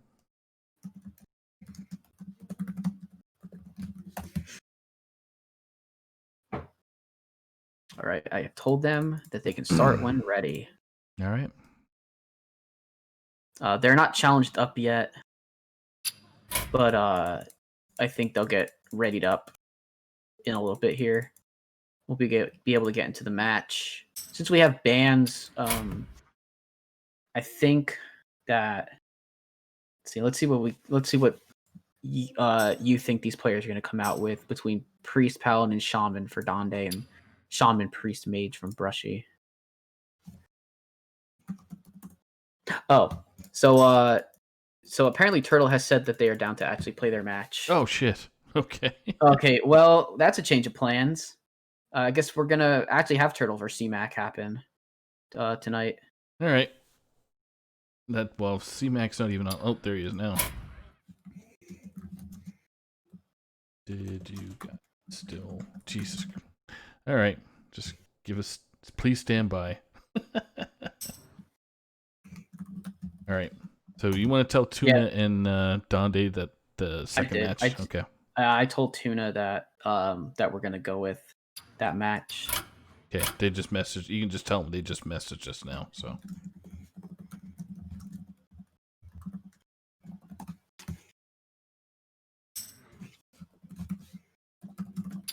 So, apologize to our viewers out there. We are going. We apologize. So Turtle banned CmacComp's Priest. He banned Turtle's Warrior. Okay. So we have bans in. Let's go look at the classes. Yep. Hit that. Okay. Turtles Warriors banned.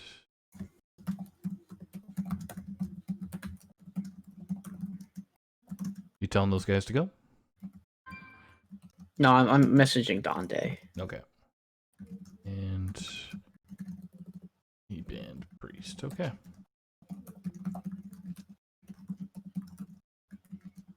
Priest is being banned. There we go. Yeah, you guys can start. All right. Shit. Yeah. So I just told Donde that they are playing now. That the other people are playing now. Yeah. I think they are playing now right now.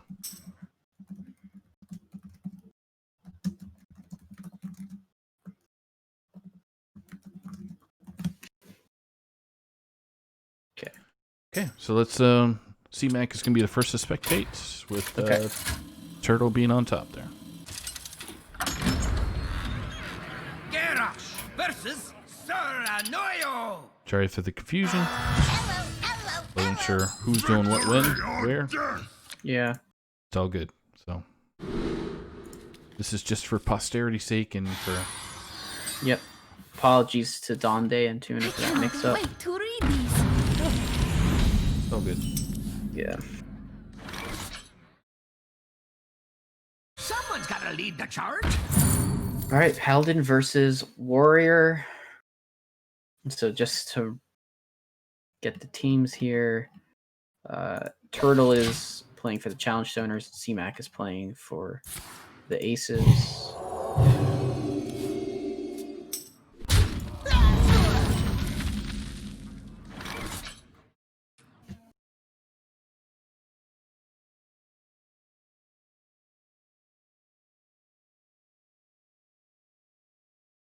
Okay, so we got Paladin. Job's done. All right, looks like it's a Control Warrior here from CMAC, and it's a Broom Paladin from Turtle. Pretty expected starts from both players. We had a Eldor Attendant on 1, followed by a Hand of a Doll, and a Loot Hoarder on 3 for Turtle, and CMAC played a coined out Evil Quartermaster, and now has begun generating his Pirates to hand.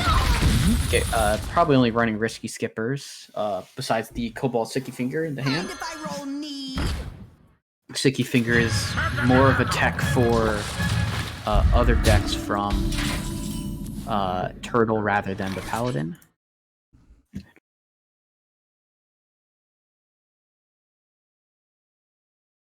All right. So we're We gonna didn't get C-Mac's greeting I'll show you who's going on. boss. No, we missed it. Wow. But we're gonna see everything clear. We're gonna see McGurgle Prime go in deck. With Select's Prime and Novice Engineer in hand as the 1-drops from the draws. Actually, no. Well, they were just draws from Loot Hoarders. Right. Little Loot Hoarder. So with C-Mac, you wouldn't use a Bloodsworn. Okay, doesn't have enough mana now. Okay. Yep. Shooty So Lackey. my guess is that the Cabal Lackey can be very useful here. But just gonna trade and gonna use the Cabal Lackey, keeping the South Sea Captain alive. I believe that was just something in the deck added as a tech. Ooh, Oh, and that's CMAC now is saying I become the Paladin. Paladin. Yep. Come at me, bruh. But I hope you like my invention. this Allura is interesting because there could really be it could really not be the best. You might not want to trigger the spell burst, is what I'm trying to say, depending on what you have in your deck. Yeah. Because he could pull a Brawl from his deck, and that would not be good this early. Yeah, it'd be fine. What's he get to lose, right? I think we're gonna see, the second. So really good lackeys coming out from CMAC. Gonna trade the Witchy Lackey, and then two things go face with. He's gonna hold the weapon, I assume. Just Yeah. gonna say, hold the weapon and. I cannot wait to read these. Ooh, so now we have an early Libram of Hope, as there's been a lot of discounting. Broom is super crucial here. And this is kind of where the Paladin starts taking over against the Warrior. This deck, it just brawls really nice here. Could potentially brawl. I think Shield Block is good here as well to maybe look for Shield Slam. Yeah, that'd be a good alternative. There's also, in general, there's a massive armor play, but I think that the Shield Block for the Coerce, that's a very nice draw from CMAC. Do you bump the 1/2? Yep. Yeah. I think you bump. You don't want to leave it alive. Leave the weapon still in hand. Mm-hmm. And we can see Turtle's hand is not the best right now. Turtle is just going to probably start getting the Libram of Wisdom on things and just start generating more of them for later. Yeah. Hello. The DMs. There we go. There we go, CMAC. Thank you very much. All right, so Shield Slam drawn here.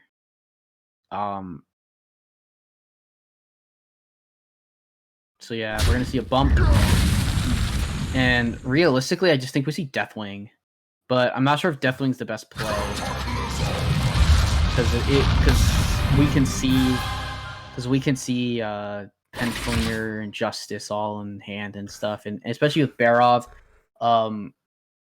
this could just be where you want to play Barov with the Penflinger, I hope you like my invention.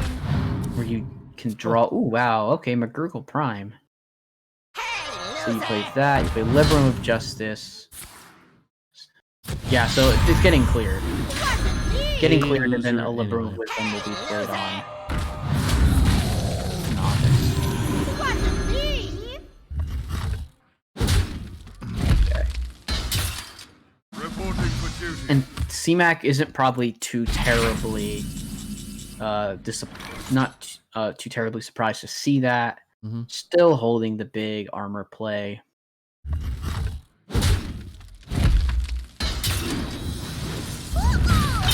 Really good lackeys. Collecting the lackeys. Molten Breath. Um, No dragon in hand, so yeah, I think this is so interesting. upgrade maybe. I think you would probably still take Molten Breath because it's 5 damage to a minion. True. But upgrade, if you want to take upgrade, you're probably saving it for a long time. And he picks Sweeping Strikes, which isn't bad. I like the Sticky Finger play just because it keeps Turtle from having extra damage. Mm-hmm. However, it's not. I think that you could have potentially picked the upgrade if you wanted to take that, so you're dealing 2 per swing. But these Penflingers now are just going to start really hitting damage. Yeah. And as long as Turtle keeps cycling out this, Oh boy. yeah, as long as Turtle keeps on cycling out the Liberum of Wisdom, he'll keep being able to play that for less. Okay. So I think now we go in for the armor. I think now you go in for the pretty big armor play. Bloodsworn. Yeah, I think you Bloodsworn here. You Bloodsworn plus. Well, you battle. I think battle ranging for 3 is fine. It's not the end of the world because you have a potential to draw Ooh, Barov. something better, and there's something better. You can always just play Barov here. I'm not sure I 100% even like that. I think the Kargath might even be better. I know that like Bloodsworn is probably the best play. Probably Bloodsworn the best. takes care of it all, so. It does. But Kargath also takes care of a lot of it. You can always do that and shield slam the Merger Prime. Yeah, okay. So CMAC takes care of it all and puts a Kargath Prime in his deck. And this is where this is where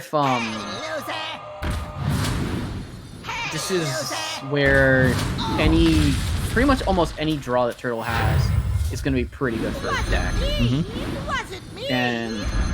And CMAC is just trying to generate enough armor here to be able to essentially just keep himself out of range from dying to Penflingers.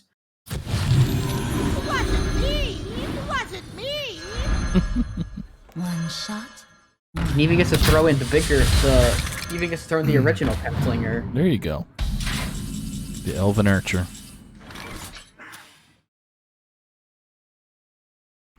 There we get the Okay, well that's a really good pickup. something named Rattledore. Yeah. Something. I Dark side. didn't even get to see. I didn't even get to do the battle cry. That's how fast he pulled that. Yeah. Oh, you could leave him right here again. Yeah, I think you're gonna see. I think Liberum of Justice is fine here. But might also not want to play it yet. But I think if you're gonna play, I think if you're doing this, you're gonna play the Liberum of Wisdom instead. Yeah.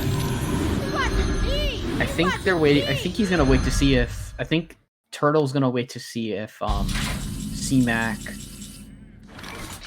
Oh, okay. Well, there's Galacron. Oh no, you Galacront. Galacron. Yeah. Yeah, didn't work. I think hard that stretch. leaving that alive with damage might be might have been almost near. Could end up almost being a fatal flaw for Turtle here. Ooh. Now there's a chance to make 3 Rattlegores, and that's a lot. That's already 20 sitting on. That's already 18 sitting on board. 19 with the weapon. Going to clear off and make it a 7-7. The 8-3 is still remaining an 8-3. Yeah. My guess is that the Penflingers plus the 1 plus the 2-1. We're going to put some part in that. Okay, we're gonna opt to keep on killing these Rattlegores.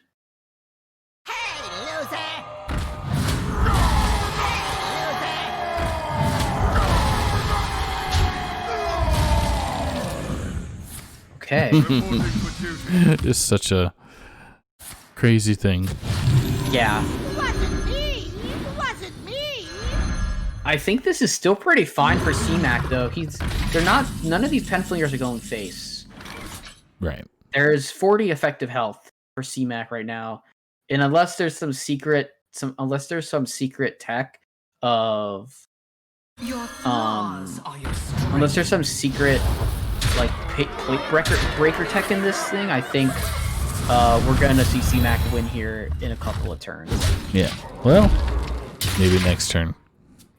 Yeah. So realistically, they would have needed to draw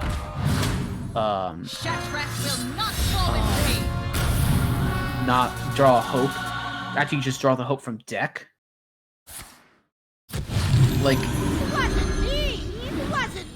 obviously Turtle's gonna buff everything he can and try and reduce the damage, but there's just no way to reduce enough damage. Gonna remove something and then perhaps use a broom to start clearing up as much damage as possible.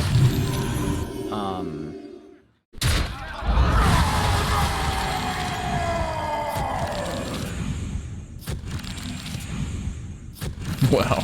A lot of APM going on right now. Yeah, so we can't actually see how fast he's playing these, but we see the arrows flying. I assume that the 6-6 is getting killed here. Boom, boom, boom. Okay. So Turtle did all that and found lethal.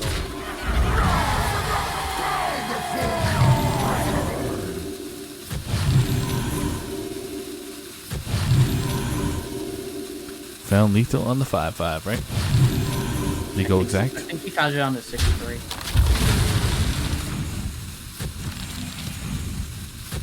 This is crazy. Man, Turtle, that's a lot of APM. Congrats to you. Still going. And going.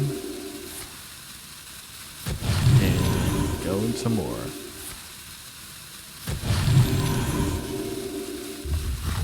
Boom. I still haven't gone through the point. All that just to smash your face on a Rattlegore. 2 showing off the APM. Boom. Good old Turtle. So CMAC takes game 1. His control warrior remains. Let's see. I'm gonna say, looking at classes, that Turtle is going to bring out his priest band. Oh, Tues. Oh no. Turtle. Turtle has Paladin Rogue. Demon Hunter, his warrior was banned. Right.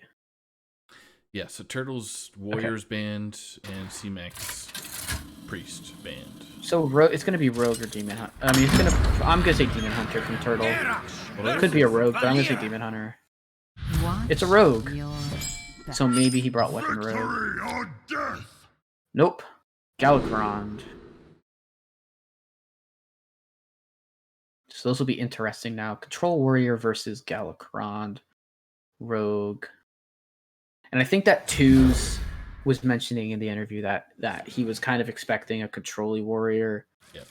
to be possibly brought, and so that's why In he the shadows. brought this deck. So this should be a good deck for Turtle, but we'll see how the game plays out. Corsair cash in hand for CMac along with the Ankar, so gonna use that to get a live wire land. Turn 2, we could see the Corsair come out very likely.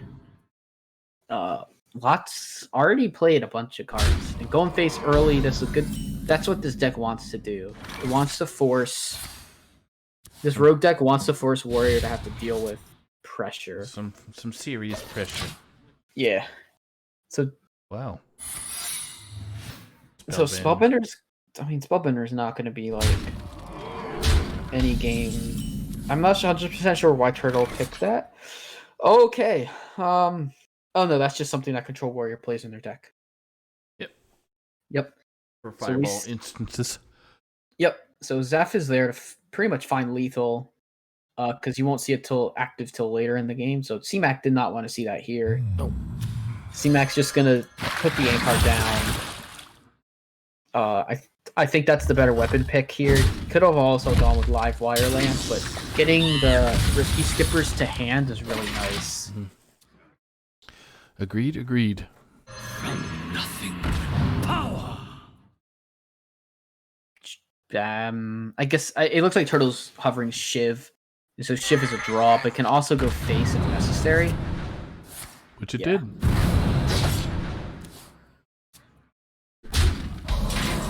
So we already see that this deck is going so fast that it's hard. That's being difficult for CMac to actually keep up, to the point where CMac's going to have to make a Armor Smith play. I think you actually I'd actually coin out Zephyrs here.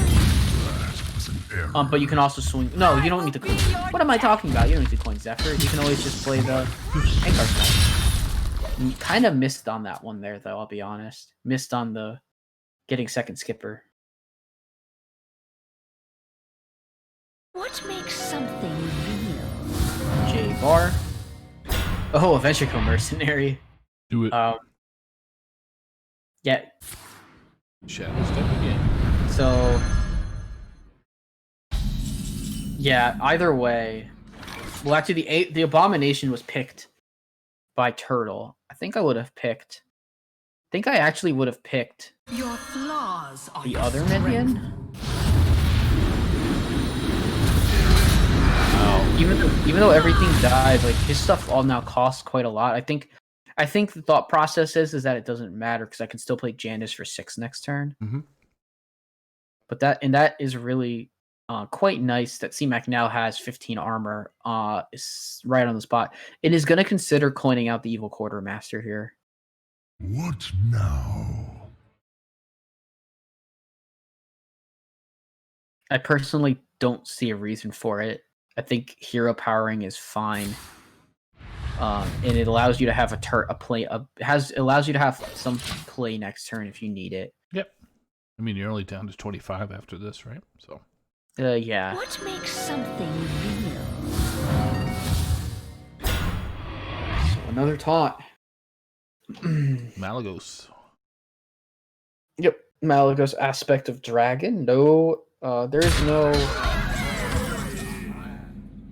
Oh, there's no Shadow Step in hand. Ooh, picked up the second Quartermaster.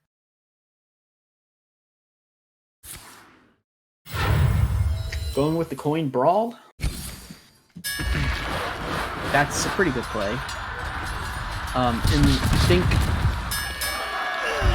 he's gonna want to play maybe the okay, just gonna hero power. Okay. In the shadows. I'm not 100% sure I would have done that, but I mean it's a fine play. Quick snap with the fireball pick. Almost automatic. its own. Fireball pick right off of it. Yeah, I actually missed that. So Wand Thief into more damage. That is quite good. That's where the Spellbender that came down early comes in play. Allows. Okay. So I like that Blade Storm because having the stealth 3 damage, not very fun. No. Okay. One stab, finish him. So Turtle gonna use his flick here. I think that's pretty good. I think that's pretty fine because there's not that many targets in the deck that you're gonna see anytime soon that you're gonna want to flick. Nope. And just getting the 4/4 on board is good in its own right. Even flicking the Kargath would be a bad idea. Yes. From nothing, power. I Dimensional Ripper, what does that get? kind of like Plague of Wrath. I'm I a don't think- Dimensional Ripper thing myself. We still got time. I just think there's too many bad hits. I don't think there's enough good hits in the deck to go with Dimensional Ripper. You're either gonna. Ooh, he goes with it. I've actually proven wrong. CMAC takes the Dimensional Ripper. Maybe he. I mean, he knows what minions he has left in his deck. Very likely. Okay. So, I might have gone for the possible upgrade as well, but CMAC picking the Dimensional Ripper after Yeah, taking fine. some time to think it over. And Shadow Step the Wand Thief for another minion. Ooh. Snap picks the Icicle, gets rid of the Kargath.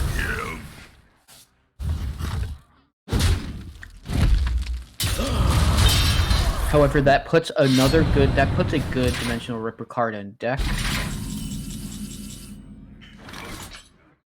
Shield Slam. Hero Power Shield Slam. Yep, I like that. I think I might have wanted to check to see what. The reason that he didn't just check to see what lackey he was gonna get was because he needed to Shield Slam the minion at 4 armor. Yep. It's two Titanic lackeys. That's not what you're looking for when you have no minions to play. Fireball face comes out here. Gonna play. He does shooty lackey, and he does. So we are looking Eight. at almost lethal from hand currently. Nope. Can't completely lethal this turn, but setting it up. 7 damage. Yep. Cobalt Spellkin can also But he produce can do Sinister Dimensional. Strike. Everything's over the top anyway, so it's. Well, actually, no, it's not. So no, he can't lethal from over the top. Oh. That's and honestly, that is 100% why I didn't want to pick Dimensional Ripper. Why I think Dimensional Ripper wasn't a great pick. Because now you give an opportunity. Hey. It was For a perfect lackeys. pick. Just trying to high roll the Kargath, and that's it. Kargath Prime, and he was good. I guess. I mean, I can see it. That'd be But- 20 instant armor right there. Anyway, okay, so CMAC takes the result. Yep. So it's tied 1-1. CMAC's Warrior's Gun with Turtles, Rogue kicking around. Yep. So we've got Turtle doesn't have Paladin. I think CMAC is going to respond with probably Demon Hunter here. I wouldn't expect to see a Paladin into the Rogue. But this might... And I'm still not 100% sure how Galakron Rogue plays against Soul Demon Hunter. If that's even what...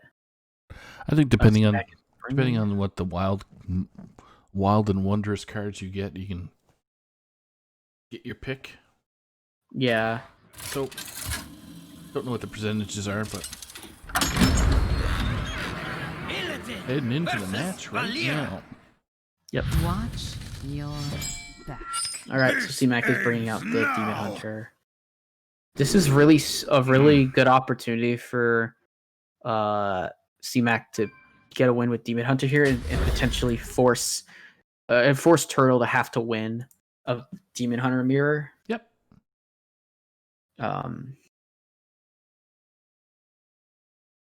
All right.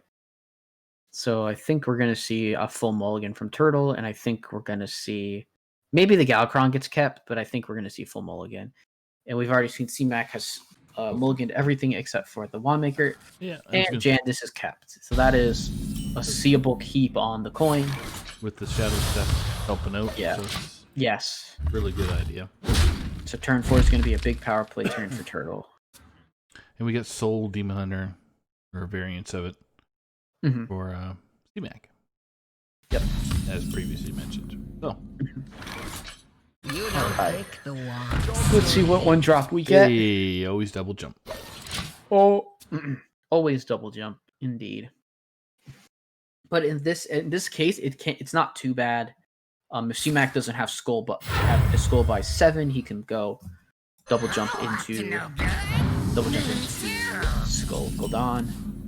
So not the worst hit that you could get from, or not the worst card that you could get from the Wandmaker. Jesus. All right, pushing face. Yep.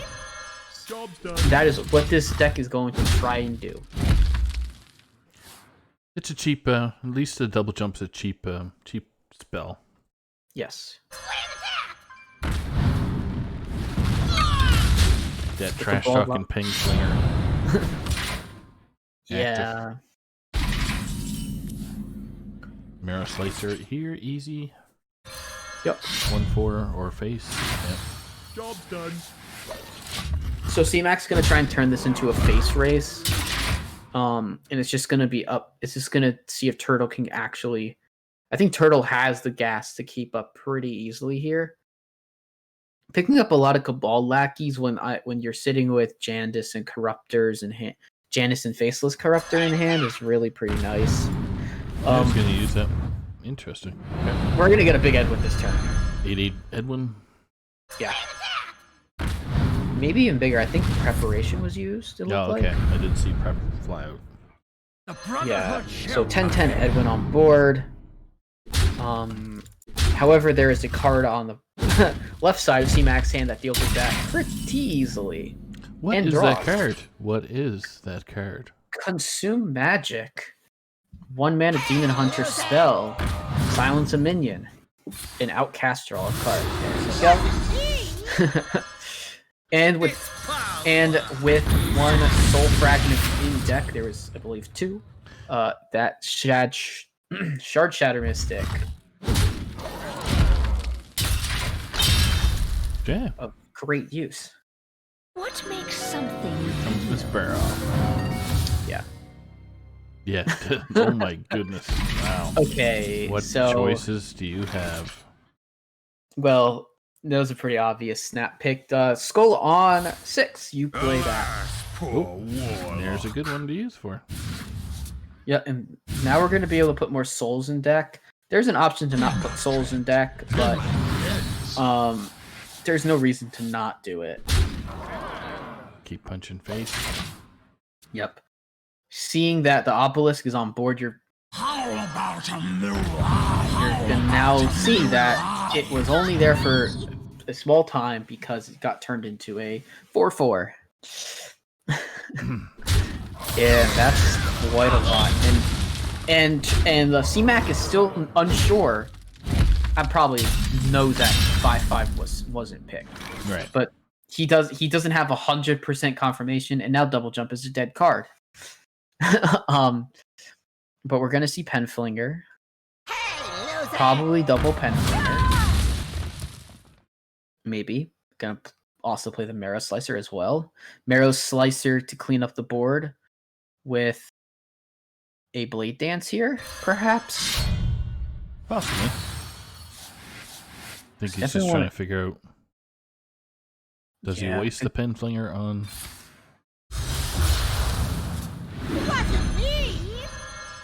Yeah, I think it's just a matter of deciding how to clear. I'm not sure I feel like Ooh, well, that worked. Turtle's out. down to 5. Turtle's down to 5 with no heal in deck. No heal in deck, and he needs. So it's just he's needs essentially a taunt. dead. Needs a heavy taunt out of this. Needs a taunt lackey right here. Is that a taunt lackey? Nope, that's a bald lackey. Okay, cold blood. Not lethal. It doesn't get him there. Game's over. CMAC is going up. A hard hitting affair in game 3. CMAC up 2-1 now. Demon Hunter now has the opportunity to win the match for CMAC.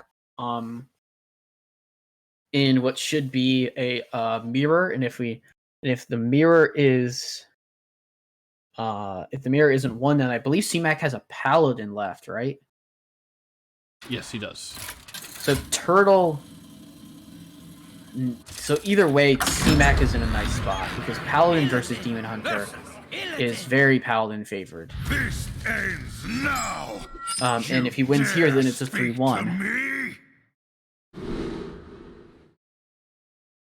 However, it's not all set in stone. If CMAC doesn't, if Turtle wins this, that he's still not going to win game 5. But CMAC's because CMAC's just going to want to put him away here. I like keeping everything in. Sociologist kept. Very interesting. I mean, Sociologist is a very big card in this matchup.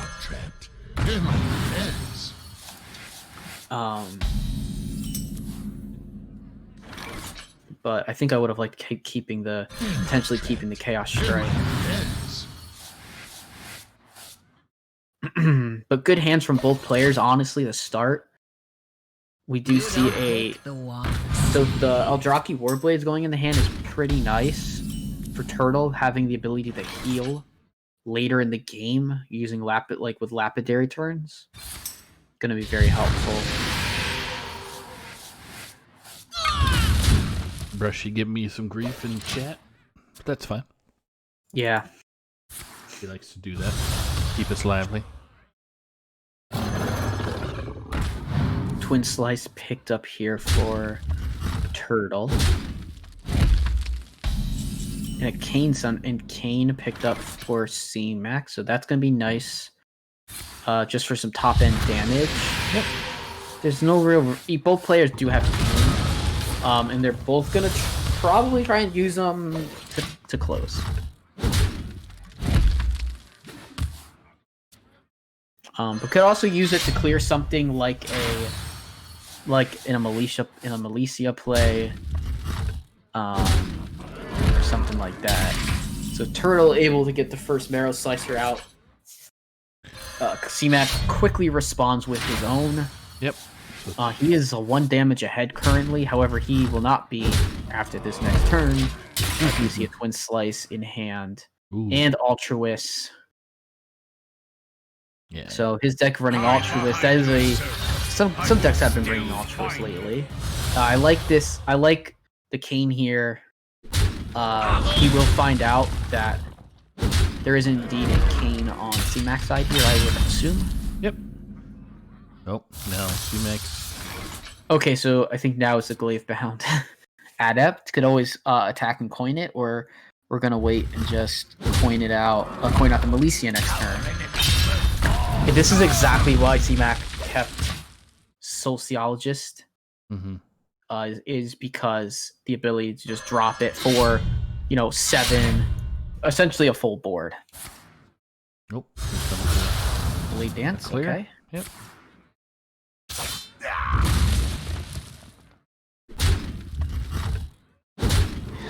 Now, Making a little bit of. yeah, I'm calculating if it's lethal if there's going to be a lethal possibility here from Turtle. Nine. It's it's very. I think it's just off, right? Yep. 7, 9, 10. Yep. 10, but he's gonna heal it all back to 30, and CMAC doesn't have 30 damage here. He has a lot. And he's very close to it, but I don't believe he has the exact damage needed. Such a beautiful shield. Because especially with a 30, since you go into 30 here, it's Yeah, you just go face. yeah, mana burn as well to make sure that there can be no lapidary, like no trades with a lapidary coming in. Yes. Oh, So there you go. So drawing the fragment there is pretty nice. Obviously, Skull Gul'dan turned off. So yeah, Turtle's gonna. So CMAC's gonna trade off.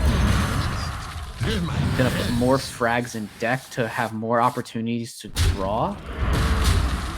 But again, the pedal is still being put to the metal, and Turtle is back to low health. He's back to under 10 in one turn. Ooh, nada. So the draw here had to be good. Do you see what must be done? I don't think it's good enough. Nope. I think CMAC wins right here. God. It was a really good play by Turtle to go all in and hope for not enough damage from Turtle. Or from CMAC, especially playing the other card. Especially playing That is it. So going all in for the damage was definitely the right play. CMAC just happened to have enough to retaliate or still be able to win.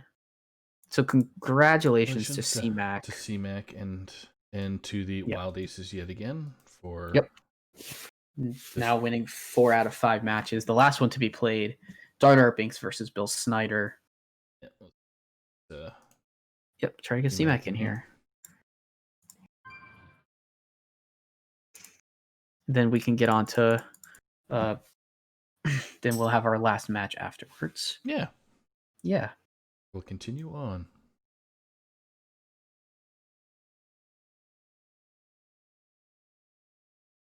See what CMAC says. Waiting. Here we go. Okay, so he said sure. So where are we? Okay.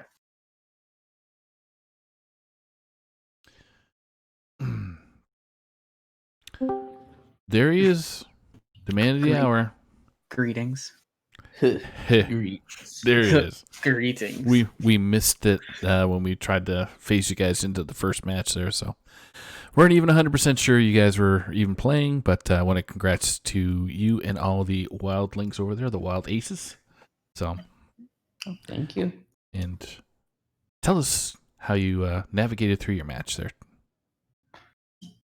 Well, I wanted to go into it kind of tanking my PR a bit for next season, but I obviously failed. So, You did it the wrong way, sir. You're supposed to lose. Yeah. You guys had a very good game plan for tonight. Yeah, we felt pretty good. Yep. It was we were up. What was it? 8-2 going in. So only one of us needed to win. And luckily Tues made my life easier. So shout out to Tues. Yep, good old Tues. We had him on for a quick interview there, and he was a little bit scared of the last match, but he got there with the two shooty lackeys and made it fun. So yeah, the shooty lackey was kind of relevant in our match too. Yeah, it was. Yeah. Certainly was. Any favorite moments during your match versus Turtle? Oh, the Dimensional Ripper by far. Yeah. Oh, 100%. Yeah. That was Doctorfeesh was talking, saying, "Yeah, I don't think he needs that card." I said, "Yeah, give it, go for it." You just Saku high roll that card, guys. And I was like, "Take the plague. It's better." Yeah, but obviously, it worked out into your favor and you lost for your PR sake. There you go. Yeah, there you go. Calculated. Easy. Oh yeah. So do we have a was it a cat emote that's been going on in THL? Is that Yeah. your favorite Cat one? Jam. Cat Jam. There Cat you go. Jam. That's the best. Yeah, I appreciated it. Oh, Ron Mexico asking me to mod stuff. Yeah. So what's your guys' plans for tonight after this wonderful win? Yeah, probably chill in voice chat for a bit. More and, Hearthstone. Yeah. Talk about the good times. There you go. So how do you find Rogue? Does Rogue seem to handle most classes nowadays, or within the last few weeks? In your opinion? Rogue? Yes. Yeah, the resurgence of Galakron Rogue specifically. Yeah. I'm obviously not a Rogue is by far my least favorite class, but yeah, Okay. it seemed that I think what happened this week, right, was on stream when nine and shoot, who was it? Nine and Inzi played on stream a few days ago, right? Inzi brought Weapon Rogue, and it seemed to underperform. And so I think everyone went into this match thinking, shoot, no, we can't bring Weapon Rogue. And then so they all brought Gala Rogue, and it does seem to do better into like the slower classes. Just from the random generation, or gives you more options? Yeah, it like has more sustain and stuff. Yeah, I think especially with Poke Help going in the deck, I think that gives it that extra juice once you hit Galakron type stuff. For sure. Yeah. All right. Any final words for your teammates there, fellow? Besides, greetings.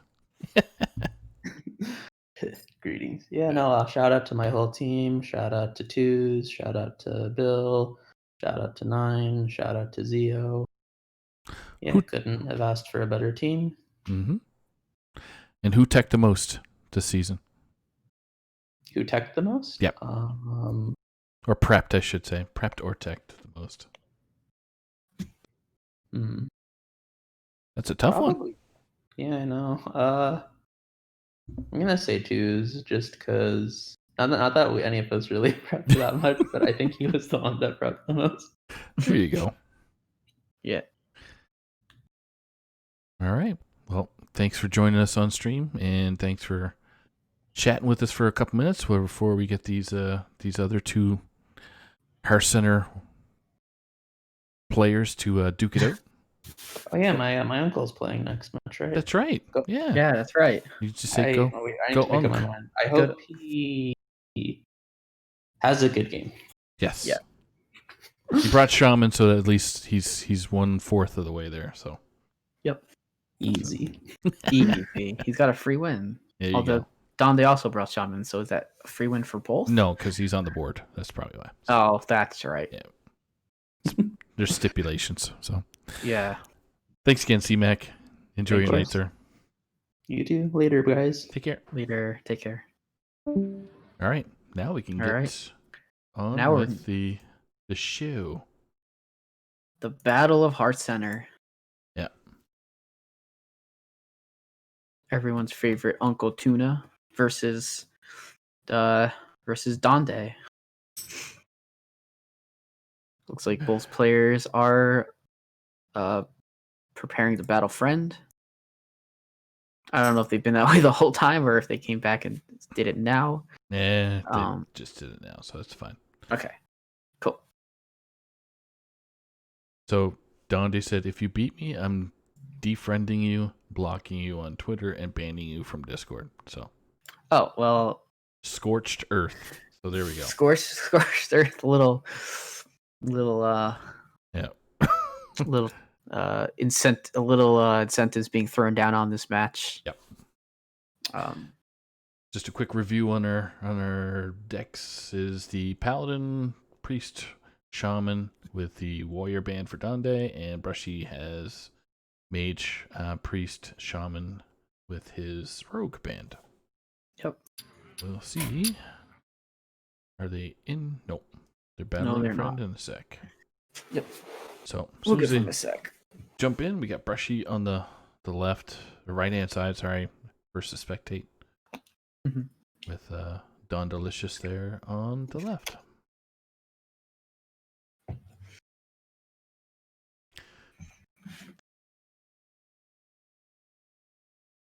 Well, exciting night.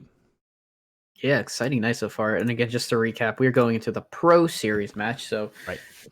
this is now Conquest format, open deck list. And this is bound to be exciting. So far we have a sweep and a 3-1. Maybe this one will allow me to say the greatest words in all of Hearthstone. Don't know yet. Game 12. Yeah. Yeah. So Donde's going to be bringing Shaman first. He just thought he'd say that just now. Okay, sure. Maybe we'll see a Shaman. Maybe we'll see, a Shaman mirror to start. Yeah. All right. I have an eyeball for Donde. Don't have an eyeball for Brushy Eyeball yet. for Brushy. All right, friends list is going buggy probably.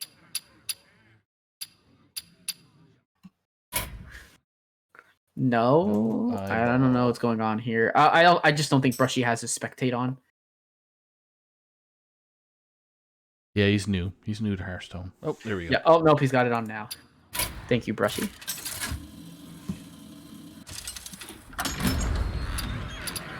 So we have a Shaman start for Donde and a Mage start for the BrushyTuna. So it is going to be we're going to see obviously small spell Mage versus control Shaman here.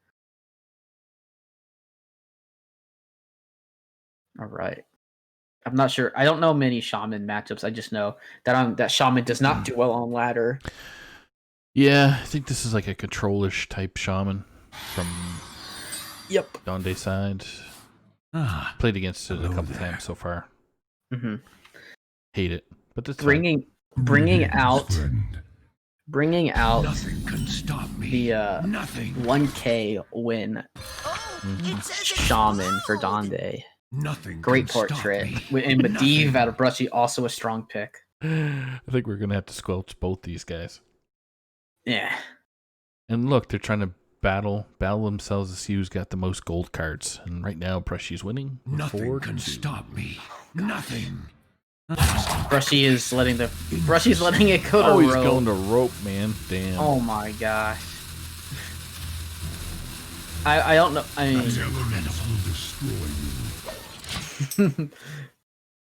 oh man, mind games being played this early. I don't know if we're gonna be able to handle this the whole time. Can we? I don't think we can squelch Donde, can we?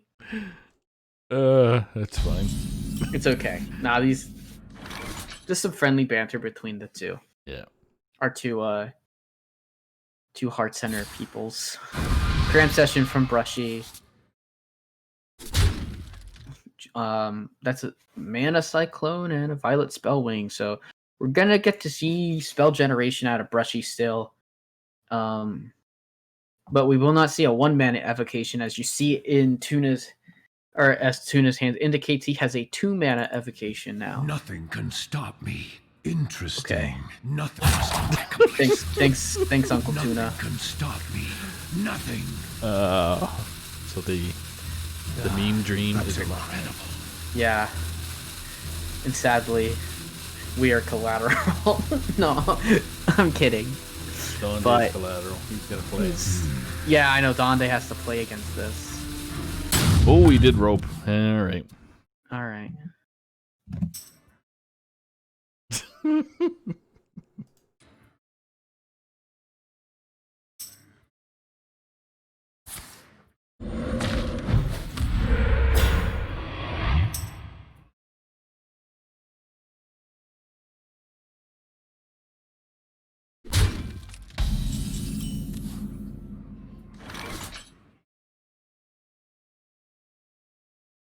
I will crush your delusions of grandeur. Not much music going on here, All right. other than Brushy trying to Hey, Brushy didn't rope Taunt. this turn. taunt Donde.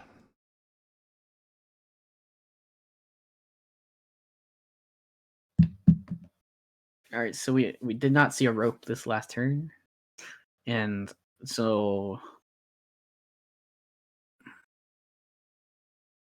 I wonder. oh, this is a Galakron shaman. I see Kronks, so I should have noticed the Galakron in the deck. Yep.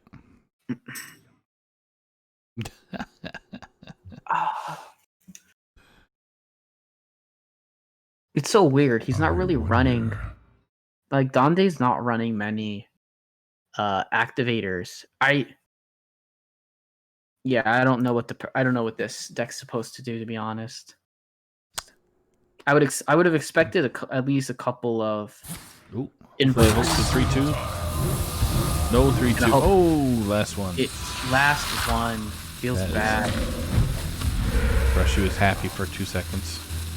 Yeah, however, there's still the primordial studies, so there's still a chance we will see another Solarian coming from BrushyTuna. Maybe. Gonna lead with the Arcane Intellect and drop the wand. Learn Draconic. I think you picked the Learn Draconic because you will be able to Default. activate it. Brushy pretending he knows what he's doing. Donde also pretending to know what he's doing. He's going to use the... What's this one called? Lightning Breath. There you go. Lightning Breath. Yep. So this is the breath. This is the Shaman Breath card. Every single class has a specific breath card. And so the one for Shaman is the 3 mana card that deals 4, and if you have a Dragon, it deals to the adjacent minions as well. So it's like a better Kona Cold. Could you repeat that? Yep. So we're gonna see a Diligent Note Taker plus Lightning Breath. Write that down. Yeah, so You don't this break is the not going to be wall. like the most invigorating matchup until Brushy starts getting Mana Giants and Conjure Columns, things like that. But if it gets to the point where Donde just starts getting all of his ways to clear those types of cards, then I think that Donde can deal with this pretty well. And it might even have that chance to win this one. Yep. So we also see Primordial Studies coming from Donde in hand. Could look for a Lady Vosh, a second Squall Hunter, any number of cards. Squall Hunter be a... I might take Vosh because it will discount spells later. But Yeah. we'll see what Donde picks. But it's definitely not Archmage. No. Too big. Yep, too big. Too boku. There you go. All right. Spellbender. Do it. Do it, Brushy. Do it. Brushy's gonna go for the Nope. draw. Yep. Wow. So in Pro Series, this has obviously not finals implications, but No. this is Playoff definitely. income? Yeah. I feel like AEON this is going to be good for the playoff race if Donde can get a win here for his team. Yeah. Helps. Any points that AEON gets now is just going to help them. We got one more week in Pro, I think. Yeah, and it's going to be all to play for essentially. Yeah. For these teams. Well, So scheme going in hand's pretty nice. Not for now, but for later. Yeah. Brushy got a box from the Cyclone. Yep. So now I want to know what's in the box. Had to wait 4 more turns I have to before. wait for it.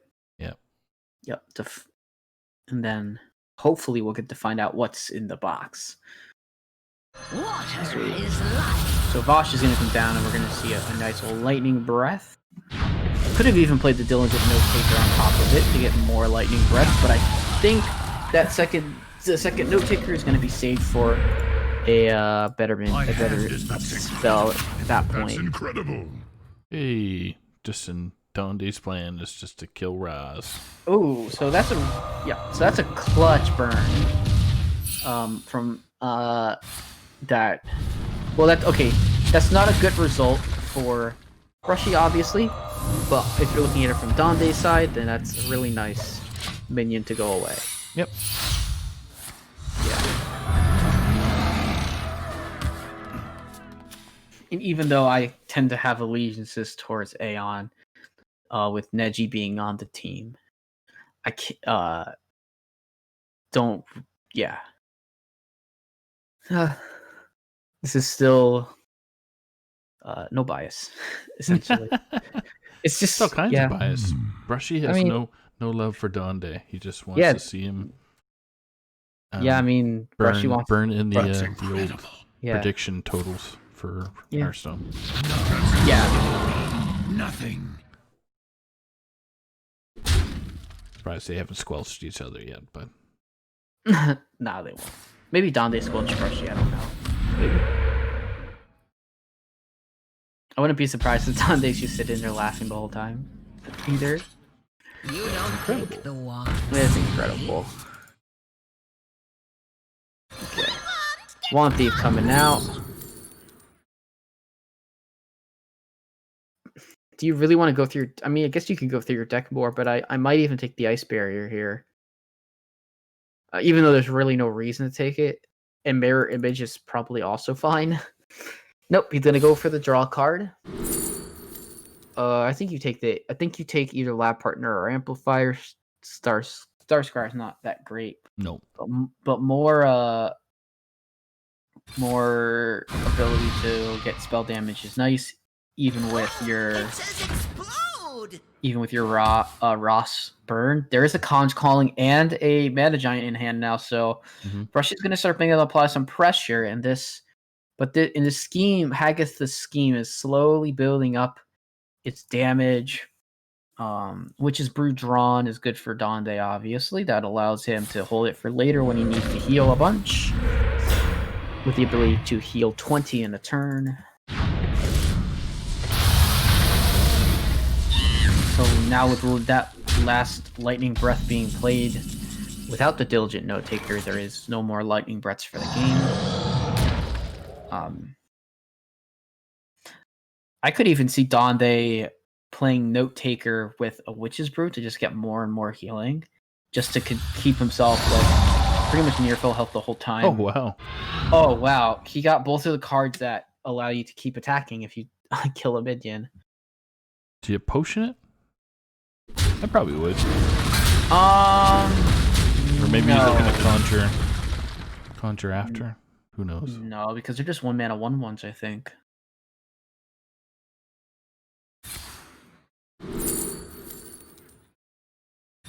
Yeah, you add 1/1 copies, so they would just go to hand. Yeah, if anything, you might like potions. Probably not going to come into play except for with Sorcerer's Apprentice, maybe, or any kind of shooty lackey. Yeah, lackey or somebody that has the ability to go face or over the top. That'd be good for sure. Good instance. What to do? Farsight is a good draw. I wouldn't be surprised if Donde plays Farsight here and it looks for something like that. Does not have a way to freeze both minions, but does have a Frost Shock to freeze one. Could also go like Note Taker Double Frost, but that does not seem like the best play. Lots of choices for Donde. But Spellbender being out on the field means that 5/10 is not actually frozen. It is now a 1/3 that is frozen. And Brushy having the second half of the Conjurer's Calling can use it on one of these two 8-drops again. So Wand Maker being drawn, not the best pickup. There's obviously much better plays of cards that could have been drawn there. But Again, this Hag of the Scheme now does 5 damage, and Squall Hunter plus that is gonna eventually be able to just wipe the board, unless the minions are absolutely massive. I believe Brushy played that to get a card out of hand. Yeah.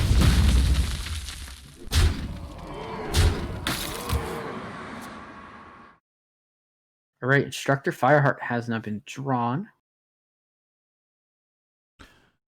And still no Galakron. Galakron's sitting in the bottom half of Donde's deck.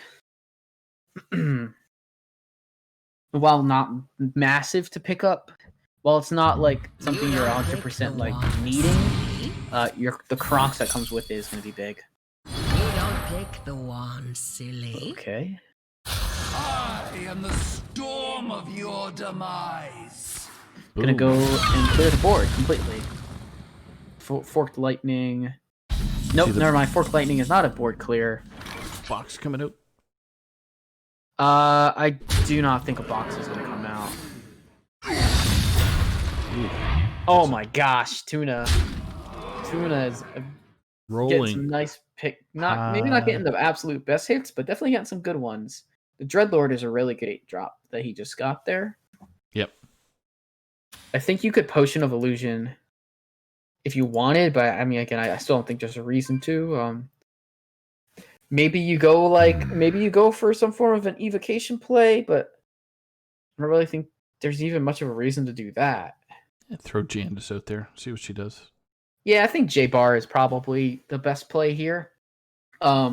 There's nothing that besides there's Earthquake in Donde's deck, which Tuna would have to assume to be in hand for him to not play Jandis, and so he's probably gonna learn there's no Earthquake in hand this turn, based on the fact that Donde doesn't have it, but and not being played, I think, because that would be almost a complete clear of board, but it also wouldn't be great due to the Dreadlord just putting out a healer minion.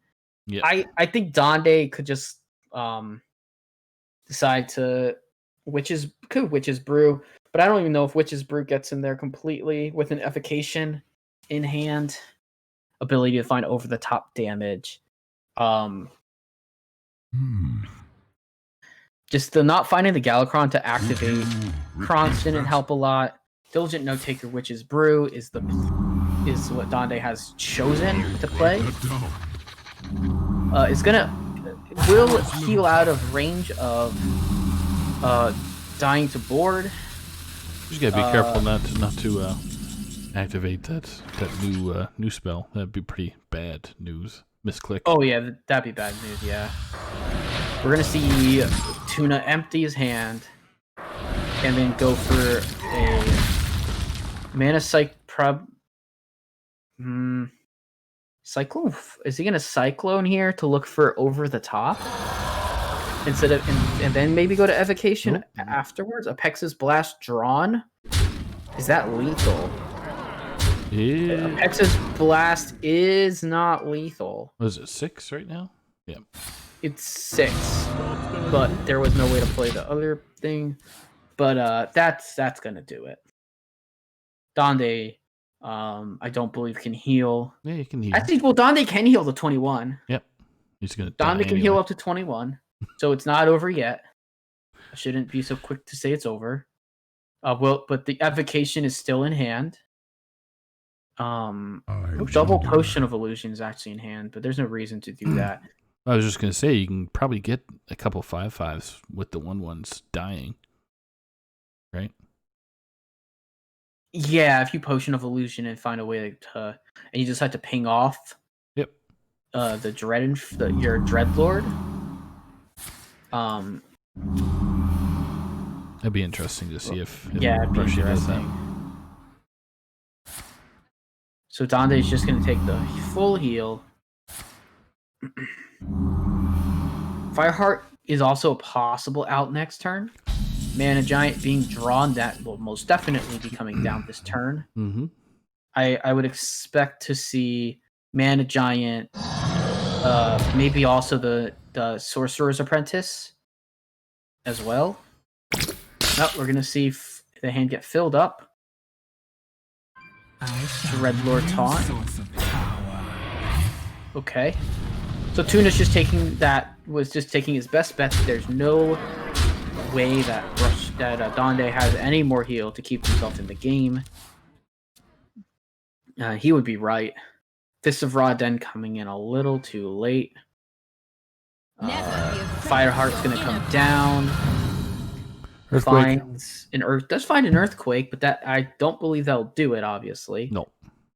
So he'll still play it. And that'll do it. BrushyTuna takes game 1. I am only more deadly. Plague of Murloc's unable to play it though. Not enough. Tuna will take the game. Nope, he's pinging himself first. Yep. Not quite full health on that. So Brushy accidentally wins. Yep. So, yep. Accidental win. Apparently, as you say. Yep. Brushy going up 1-0 over Donde. So Brushy's mage has gotten through. I think he'll bring out the priest right now. If Donde is going to keep with the shaman anyways. Donde has 2 other decks to use. But if the priest is going to come out, Donde does not want to play the paladin right now. Right. But it is good news for the paladin that the mage has won a game. That is paladin's worst matchup is one of paladin's worst matchups. So we are going to see the paladin come out from Donde. He meets BrushyTuna's priest. Cannot be happy with that. This is a very, very priest-favored matchup. It's not completely unwinnable, but Donde's playing pure paladin. Yep. In this case.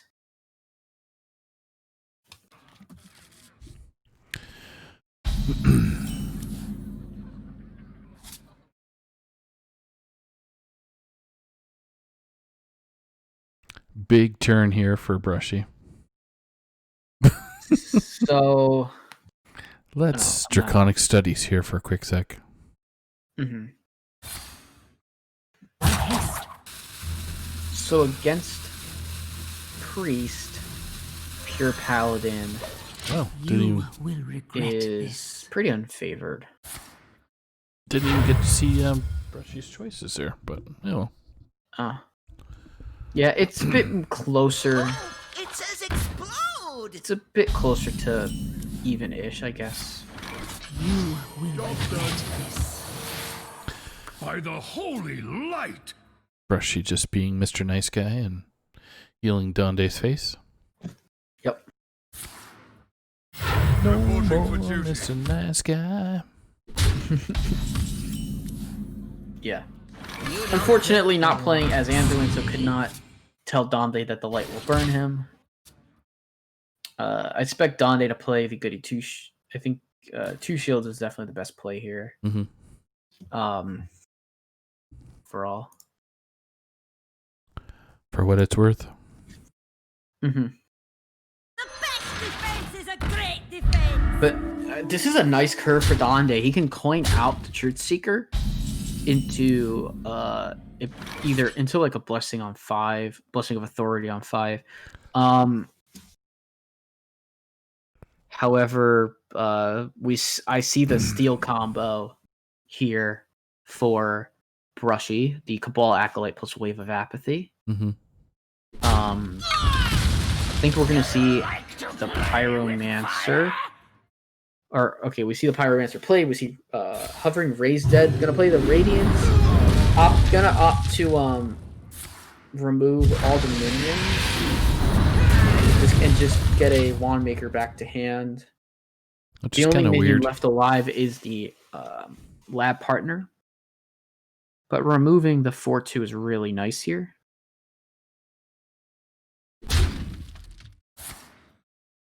Oh, and There we go. Donde's not going to like this outcome. You mean Brushy? Oh, you mean the other way? Yes. Cabal Acolyte Wave of Apathy is going to come down here. Right into 9/9 the jaws. goes right to the Brushy side of the field, and this is why this matchup is tough. Puppet. dance. You play big minions, and then Priest says, "That's my minion." Gimme, gimme. Yep. Yep. So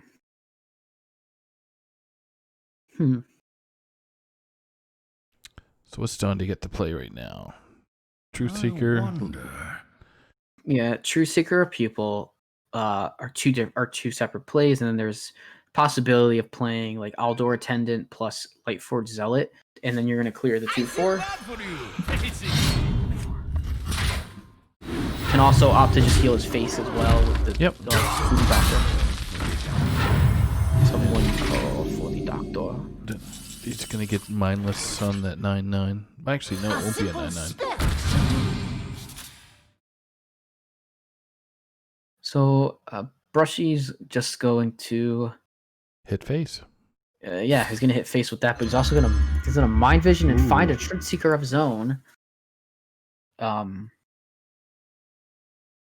It's not necessarily too big of a find. It's still nice. Nice taunt minion to protect the 9 attacker. And Brushy opts to trade. I guess that kind of makes sense. I think it would have went face here, to be honest with you. It's an easier trade, but he's still getting blasted right now. Yeah, I know. Anyway, either way, I think he wanted to try and force Donde to have to use other means to use his face to trade. But I think it would have resulted the same way, except Donde would have had 9 less health on his side of the board. But it's not game breaking or game losing, I should say. Another Radiance for BrushyTuna there. Believe both of his Wand Maker's both the Wand Maker plays have resulted in that card, Radiance. Libram comes out, gonna trade to make sure that Brushy has to use more than just his 4/4 to trade into the 5/7 there. And if he was to trade it in, he would lose it. Wings of destruction they come. Right. I think Tune is will take Apotheo. I think you just take Apotheosis here. Possibly. Yeah. That Apotheosis is definitely for later when they're kind of out of gas. With one Blessing of Authority being used and Donde only running 1, I don't think Ruin is the best play. I think you want to, Breath of the Infinite, a good pickup there, is going to allow Brushy to make some favorable trades. Take the 4/5 to mindless? No. Okay.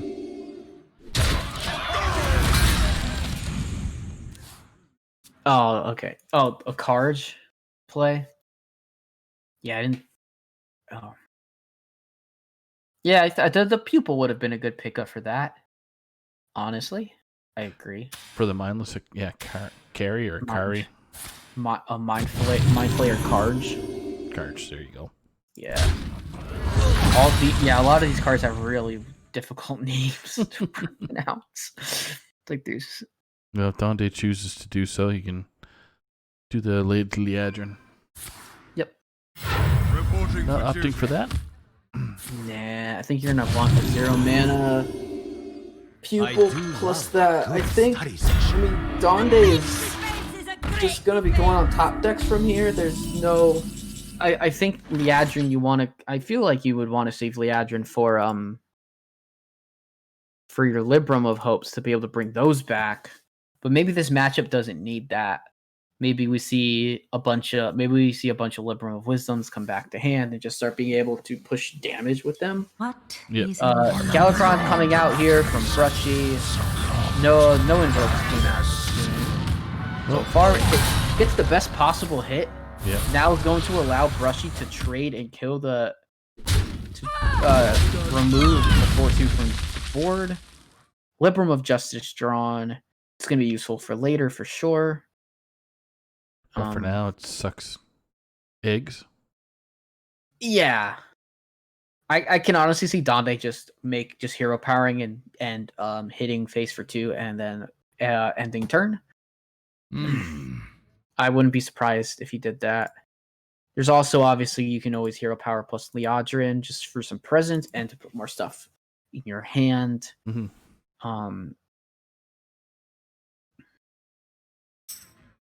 On Brushy's side, there's really not that much that you're concerned about. Oh, okay, he gets a Blessing of Authority back. That's a good card to put in your deck.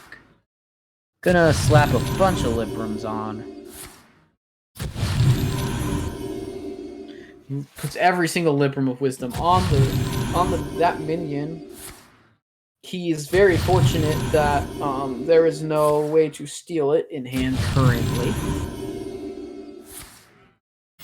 Reporting for duty. I see a dark future. My client was so far behind. I saw Brushy making his turn before Donde's turn ended. Yeah, I saw the 2/7 come out before Donde's turn ended too, so it was pretty funny. Yeah. All right, so I think we're gonna see the truth. We're probably gonna see Truth Seeker, and we're gonna see there's a pause. There's a disconnect. Please hold the line. Our agents will be with you shortly. Looks like the gremlins are causing some trouble in the client for one of the players. Yep. Let me think. Brushy thinks that Donde tilted, so maybe Donde unfriended Brushy mid-turn. We're not really sure. Yeah. I wonder.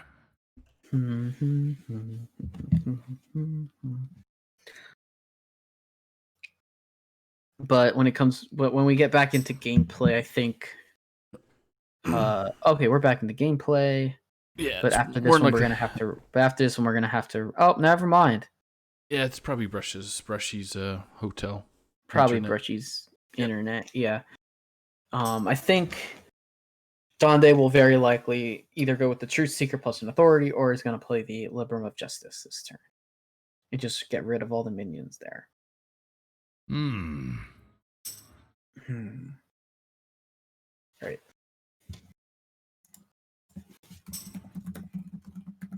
Just message Brushy and see if he's okay.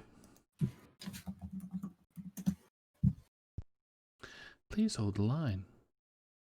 Let me think.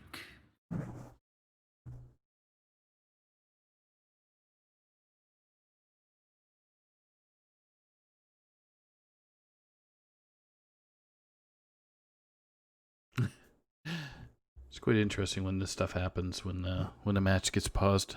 Let me think. So, I think, not sure what the ruling is for a paused match or a disconnect.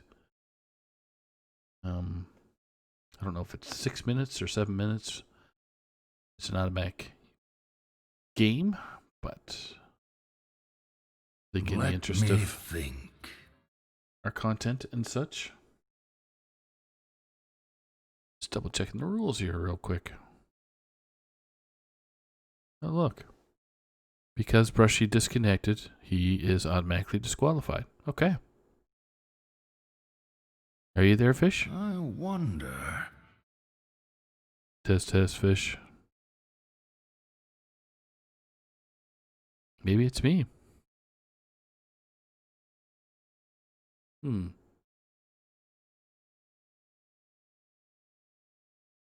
I still have internet? I wonder.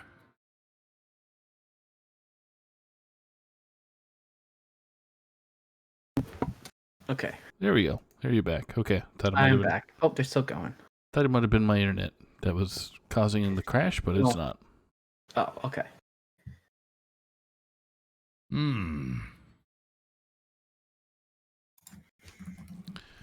Regular format. We're just I'm just checking the rules to see how long a disconnect.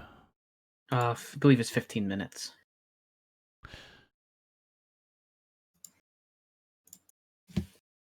Hmm.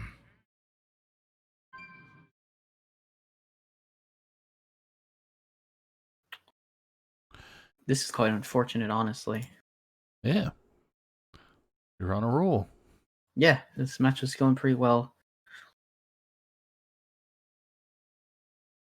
I wonder. 3 minutes. Yeah.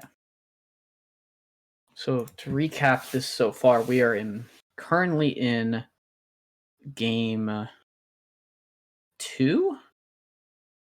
We're in game 2, and Brushy's I up 1-0 after getting a win with a small spell mage over Donde's. I guess it's Galakron spell damage shaman. Mm-hmm. And so now we've got Galakron Dragon Priest against Pure Pally, as we see on screen. I wonder. And for those who missed it, we had 2 hero finals matches. We had Tues versus AlwaysJustinTime. We had CMac versus Turtle, with Tues and CMac both getting wins for Wild Aces. Hmm. So just saw Brushy's chat there where he's saying everything works except for Hearthstone right now. Yeah, so Brushy's having some difficulties or Hearthstone client's giving Brushy some difficulties right now. I think he's back now. Oh, we're all right. Well, looks like we're back in game. So that's good news. Yep. Looks like everything's okay. Donde's going to resume his play. Going to reduce the Librum to 0 and going to be able to also play a Blessing of Authority on top of it if wanted. If wanting to play it. All right. So we're going to see the big minion trade. Welcome, go face. Priest is looking in a good spot, honestly. Oh, you still got Wave of Apathy anyway. Okay, great. Well, now we just saw Cabal get traded with a Cabal get drawn with a Wave of Apathy in hand and a Radiance as well. Either one. Well, you don't want to. You obviously want to play Your mind is not the Wave because you're going to take a one attacker. The worst of those hits is Liadrin. Dance, puppet. Takes the Dance. takes the second best one that Donde wouldn't have mind seeing the other player have, because all of his Librams are sitting on that 1/7. And to lose those, I would be I would think just really bad shape for Donde at that point. I wonder. The Karj going on the Liadrin is also Brushy's best option there, because if he takes on any of the recruits, he only gets 1/1s. All right. I wonder. I wouldn't be surprised if Donde decides to put the Libram of Wisdom on a minion, and then trade and get rid of the 2/4, as well as hero power.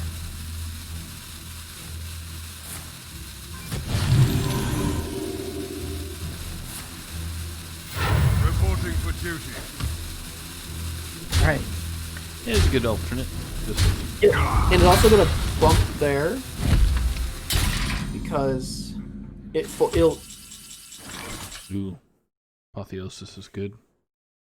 Yeah, Apotheosis is really, really nice. It allows Tuna to get rid. It allows Tuna to get rid of the 10/6. Is really nice. So Skeletal Dragon was picked up off the hero power last turn, as well as I believe Allura this turn. 10/6 is able to be. Actually, did he go face with that minion? No, traded. Oh, okay. Traded with the Liadrin. Okay. Leaving a 10-6 on board. No Librum of Justice for Donde to clear everything completely cleanly. Gonna trade the 6. Yep. Just gonna trade there. And gonna produce a lot of Librums. Might start piling them on the 1 minion. There's no more Cabal Acolyte play left. Definitely wants to get rid of this. Definitely wants to get rid of the Specific Veil Weaver. 100%. We'll see if Donde decides to put them all in 1 minion or kind of spread out with the Librums. Gonna opt to put them all on 1. Looks like. Gonna deal a hefty damage to the face of BrushyTuna. So we see, so even though 16 damage just got dealt fate, it looks like Brushy's going to be able to heal at least 10 of it back now, as well as possibly go with a Soul Mirror. Not sure if that's the best play, but it does now give Brushy a lot of. It also gives Brushy all those Librums, and I believe because of the Mind Vision, if he played that minion, he's gonna have 0 mana Librums. Oh yeah, he has 0 mana Librums. Job done. Client, why are you so slow? Why would? Oh, right, because he played that. He played Truth Seeker from the Mind Vision. So lucky. So that was completely well calculated by Brushy to know that he was going to get exactly those things. If there is no minion in Donde's hand, and so Donde's just going to concede. So now Brushy is up 3-0. Victory is Only having to get through his Shaman. His Control Shaman has to get through against Paladin, Priest, and Shaman. So Donde is not out of this yet. There is still a chance he can reverse sweep BrushyTuna here.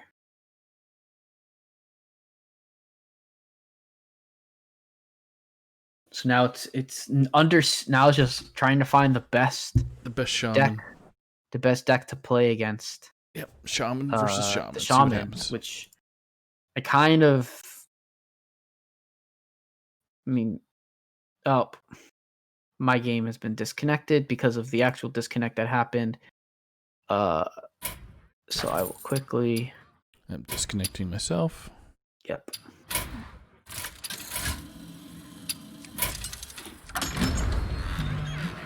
the Thunder King Paladin versus Shaman. Uther. I will fight with honor. I am the slayer of kings and gods.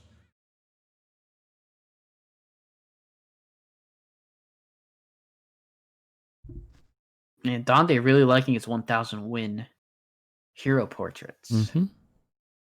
BrushyTuna coming out strong with the Thunder King. I imagine if BrushyTuna was a character, he would be. I imagine if BrushyTuna was a hero portrait, he might be the Thunder King. This is his favorite, one of his favorite ones. So Yeah. besides Khadgar. So Oh yeah, for sure. Khadgar is his favorite. All right, we see Donde's Paladin back out again. This matchup should be not too bad for Donde to win. Spear of Sapience coming from Brushy. Okay, can't see Brushy's hand. That's the problem. Oh, he's got Diligent Note Taker, Tidal Wave, Groundskeeper, Coin, and Hagatha, and then Devolve.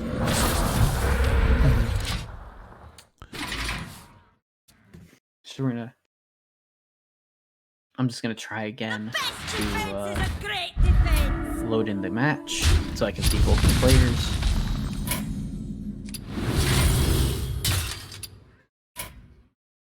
Yep, I get it to do the same. All right, I see it now. So it looks like Donde has played right on curve, and we get a Diligent Note Taker devolving missiles. Nothing hits the 4-2 is untouched by that, which means it's going to be allowed to live.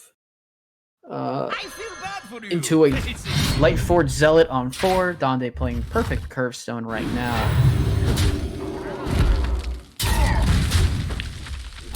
Brushy, however, does have a Hagatha scheme that will deal 4 damage to all minions currently, which means that it was very likely his first draw. There's plenty of options. Could play the Lightning Storm he just drew indeed, and can from there he can also play Evolving Missiles again.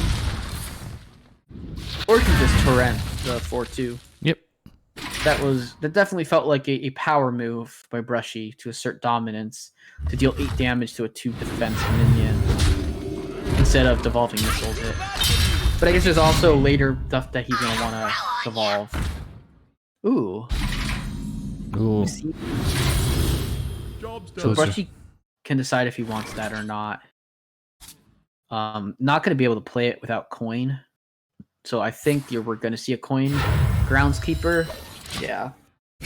So this is really nice. Brushy's gonna be able to really keep himself alive. For like, a couple of turns, but his 4-5 is just gonna get turned into a 1-2. So we're gonna see we're gonna get to see what Infectious Spoiling does. Could also, and I think Donde could also go for Allura plus the Braggart, possibly. Plus one of the Braggarts he just drew, possibly, and get a 4-6 minion on board. That'd be pretty good.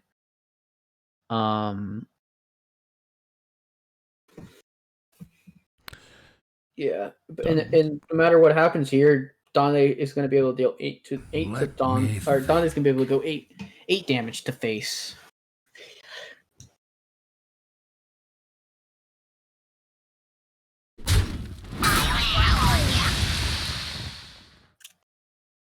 I must move quickly. Reporting for duty. All right, so Donde's just going to play a bit more cautiously, and not play any minions here, and just deal 8 damage to face and pass. Diligent Note Taker, or a new card for Brushy. Gonna opt to pick a new card, and Brushy also running Galakron, so interesting. I guess it's a good include for both decks, honestly. It allows the Shamans to generate an extra bunch of brush minions.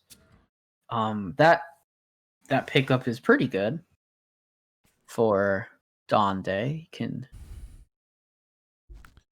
maybe Brushy's saving the Sporling there for the 8/8 Libram. Yeah, and I think Donde's gonna want to remove it with. I thought he want to somehow. Yeah, I thought he might want to get rid of it with the weapon there last turn, but chose not to. Yeah, I definitely didn't mind Donde going face with the weapon. Just because. I must have slain 100. Just because of an instance like this, but he's gonna get to go 4 face here. Reporting for duty. But instead he's gonna opt to he's gonna opt for the Sporling himself. So Lightning Storm is definitely something that Brushy's gonna want here. I think he's just gonna play Galakron though. He's gonna take a couple of 2/2 rushers.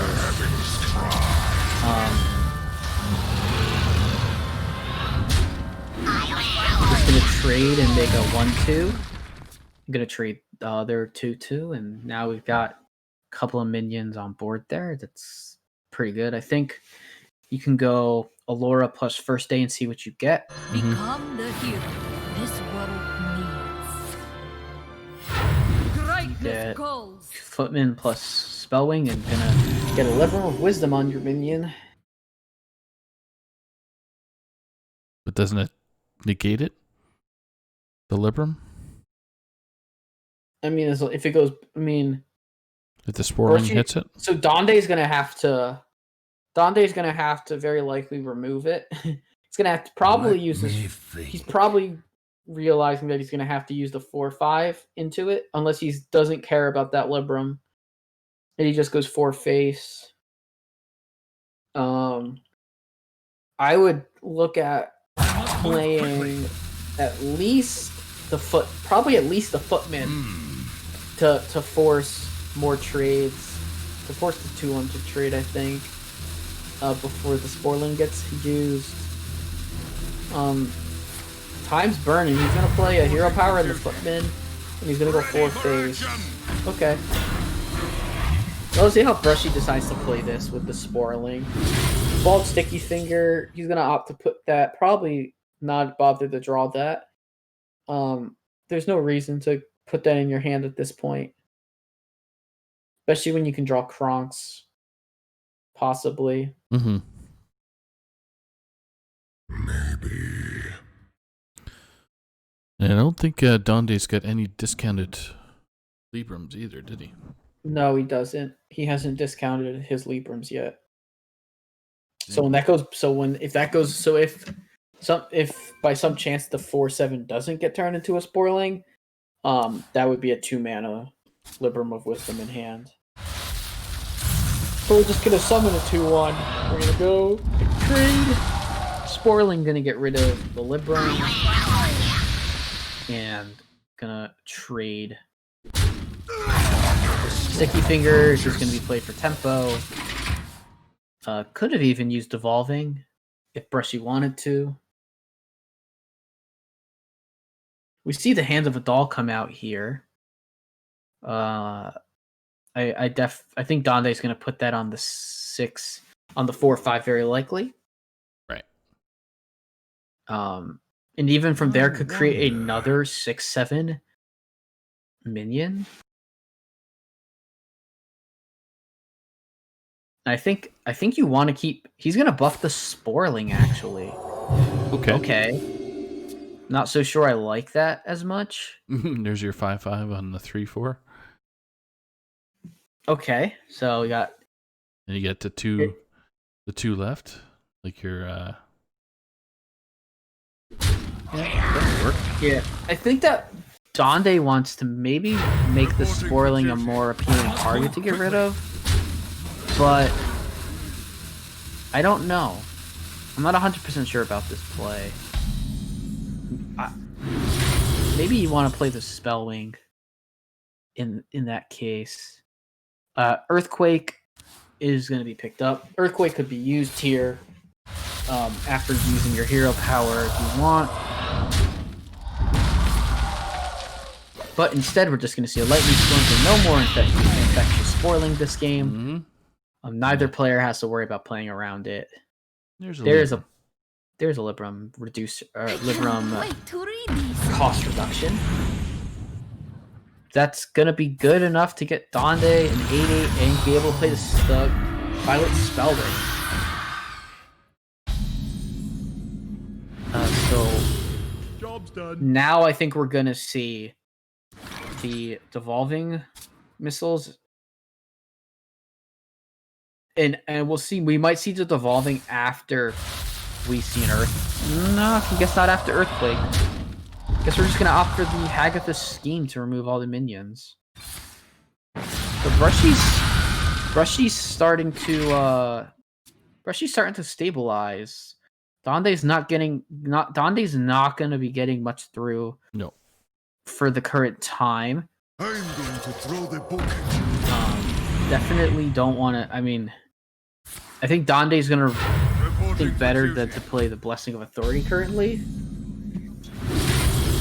All right, so Brushy's gonna get Swamp Queen, and that's gonna be pretty good.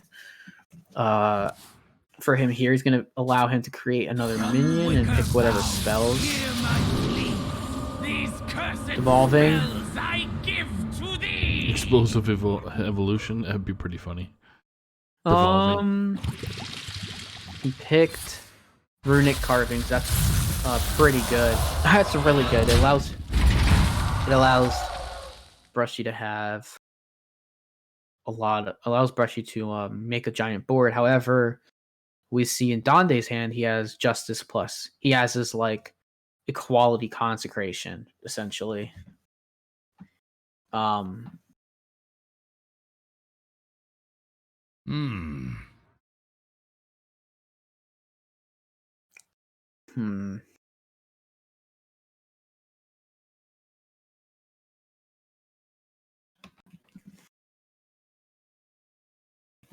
I could see Donde going for the Blessing of Authority plus Braggart play with a hero power. Devolving Missiles has a much lower chance, but we see that there's 2 devolving from Brushy, but Donde only knows that there's 1 in hand. He only knows about the one that's from Diligent Note Taker. So he's actually going to opt for the Librum of Justice. Hope to hit the 1/5. Yeah. Does it?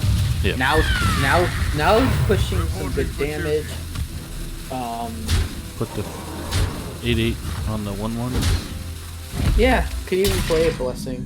Doing that. But I think he's just opting to not even do that. So very interesting. Gonna play the horror. Gonna definitely. Or I think Brushy will play his 5-mana Drustvar horror or Drustvar horror. Nope, we're just tidal wave for a heal. So gonna go up to 18. And Donde's kind of hitting some bad draws here. Not getting minions. Like just gonna pretty much have to hero power at this point. There's nothing really much else worth playing. So just gonna have to keep waiting. Which allows Brushy to find more ways to heal and more ways to sustain. There's 2 Witch's Brews that can be picked up at any point. Fireheart can get some extra healing if necessary. There's a second Tidal Wave in Brushy's deck. But Donde knows what Brushy's deck is, so he's got to be weighing options of what Brushy might be able to draw on what he's seen and what he could be holding in hand besides the horror that was created by Hagatha. Quickly. Donde really thinking here? Gonna opt. Reporting for duty. Gonna opt for the Blessing of Authority. And then urgent. Gonna bust him down? No. So knowing there's devolving missiles in him, I'm not sure I like this at all. And that just allows Tuna to play his horror, and kind of render that useless. Essentially, I mean, there's even more in deck 2. And the thing is, when you take Runic Carvings from there, it actually plays both sets, so he has a full board. However, Donde will get the full clear this. Yeah. He can just, I mean, he doesn't have to play Librum of Justice. He probably will. So Donde with good order. Much better order than me. Yeah. Job's done. But it doesn't really mean much when there's a devolving missiles in Brushy's hand that is actually from Diligent Note Taker, I believe. But Brushy's just gonna opt to heal, pretty much back up to full health now. I don't think Brushy's scared of anything coming out of Donde's hand at this point. No. Outside of, he's only got 1 more 8/8 to go through. Yeah. Donde's run out of gas, and that is the card that can really put this match into... That can really make Brushy have to think about what's in Donde's hand. Yep. None of these cards are very good. There is quality consecration. I must have slain one. And making another 7/7 there is really good. So now Donde not looking in a too bad. Donde not looking in the worst spot. Second evolving gonna be selected here. There is that second tidal wave in BrushyTuna's hand. Earthquake is gonna come down and clear the board.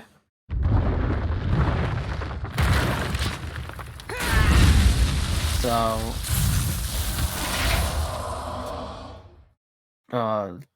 Donde's like not even still in the worst spot. Devout Pupil is a good pickup. Can always just play Pupil and Scale Lord. Let's see if Donde runs. So Donde does not run Murder McGurgle in his deck. So there would be no extra Murlocs that you could put shields on. Go Elysiana. So Brushy, now we see his Archivist. There is definitely no reason for him to put Archivist in his deck there. He wants to draw Archivist as his last card if needed in order to keep his deck alive. So this game going this late really favors Brushy. This does not favor Donde is gonna pretty much have good draws for the rest of the game. I'm gonna get second Libram of Hope. We're gonna see a second Lightford Zealot and a bunch of other really good cards and a bunch of other like damage just like really good tempo cards. But Brushy's gonna be able to deal with all of it. We see Plague of Murlocs here, which is a one of in Brushy's deck. But I think the Devolving, I don't think you want to play Devolving until you obviously play Title. And there's not even a reason to play it because you just keep clearing with his hero power. But this Lady Liadrin is now a nice pickup because it's gonna allow Donde to refill a couple of cards. Still hasn't seen second Libram of Wisdom, so I would not be surprised if Donde just plays Shield of Honor. Both of them. Yeah, could play both Shield of Honors. I think you want to only play one for the sole purpose of devolving, because you're probably expecting Brushy to have at least one more. So you want to be able to live through that and still be able to buff another minion later, possibly. Could also just go for maximum damage as well. We do see second Witch's Brew in Donde's hand, or in BrushyTuna's hand. So we are indeed going to see both Shield of Honors, and then the Liadrin's going to give more Shield of Honors because there were cards that were played. Every single card played has been pretty good, so that's going to be nice. And Devolving isn't guaranteed to hit the shot bot by any means. If Brushy decides to play it or not, I think you could just hero power and play Scheme. Scheme will do 6 to all mana, 6 to all minions. So could see Plague of Murlocs, could see hero power Hagatha Scheme. Hex is also now an option for Brushy. He has pretty much everything he could want. Now he has no more Sphere of Sapience, so he's no longer able to tell what's in his. He's no longer able to tell what he's drawing at this point for a few more turns. Because you can always just keep track of the 3 or 4 minions that you put in there. What if? So he's gonna opt for devolving. It looks like, based off hovers. If the storm approaches. What are you thinking, Brushy? He's debating he's probably debating Hagatha's. Or not. Pop in the bubble. Agatha. Okay. I wonder if maybe keeping that for the second, for a Libram of Wisdom, a Libram of Hope would have been maybe better, but either way, now Donde has some stuff to play with. He has the Libram of Wisdom, he has the Libram of Hope. Gonna definitely put the 8-8 out there. Gonna make his own another 1/1. There is 2. There's Plague of Murlocs, which is playable. Mm-hmm. I don't think you want to play that necessarily, but hexing is real nice. Hexing making 2/1. Yup. So I mean, Brushy's just gonna have answers for everything plus an Elysiana late. This is just not looking very good for Donde. The Hand of Adal's draw is indeed an Aldor Attendant. He's only got 4 cards left. He's actually behind Brushy getting into fatigue. Wait Yep. to read these. Which is I do love Scary. really bad. This devolving missiles Reporting super for duty. fast. Double missiles, like they're not guaranteed to be great hits, but Oh, walking fountain. Oh, yeah. So walking fountain is really big. Walking fountain's game winning pretty much. There's now really no way no matter whenever he plays it, there's just no way that Donde is going to be able to deal with whatever comes. I mean, full board just got cleared again. There's only 3 cards left in deck. One of them is the second Libram of Hope that we see, but that will Third. get dealt with. I think that's the third one. Yeah, that's the one. Yeah, that's the second from deck, third that we've seen in the game now. Donde's going to use it because he can't really. There's not much that you can else that you can really bank on. Reporting for duty. Except hoping that devolving somehow do not hit it, and that when it does hit it, it doesn't hit it too much, essentially. Like- But Plague of Murlocs is just gonna be really nice. Sir Finley, but now Lurker Below comes out off the top. Man, Controlly Shaman. Beaten Paladin. yeah. I mean, Donde was in firm control, and then Tuna just found answer after answer. This is pretty much what this Shaman deck does. Either it just cannot handle super fast aggression, or it can handle most other deck types. And that Elysiana at the end is just gonna, they'll just seal it whenever it happens. See, last 2 cards for Donde, I think. Let me think. I want to say it's second Lightforge Zealot, and I'm going to throw the book at you. might be. It's not. It could be. It's second Hand of a Doll. I'm pretty sure. But devolving coming out is just sad news for Donde. Even draws Nat Pagel, so he could have potentially drawn an extra card. Now Brushy's just able to go full face, essentially just turn the game. It was second Consecration, not Zealot. My apologies on that one. Hearthstone died. Yeah. So they will die, but I mean this is all gonna end unless some way somehow Donde's able to control Brush to make him concede this game's over. Busy night, but there's always room. And Donde's just playing it out at this point. I won't blame him at all for doing it.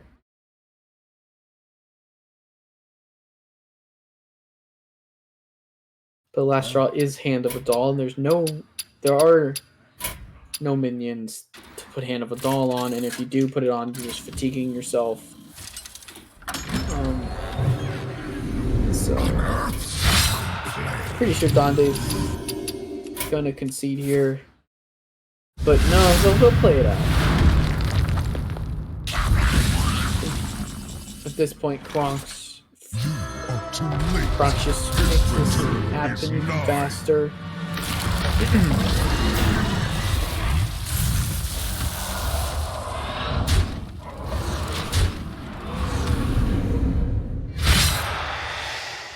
There is that, folks.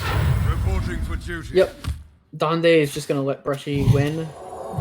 And it's just gonna let Brushy do whatever way he wants to win the match. So Brushy's just gonna hit twice with the Walking Fountain, and that is, I believe, a 3-0 for Brushy. So.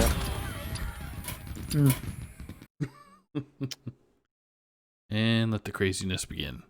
And so I assume Brushy will Join us here. be joining us at some point soon.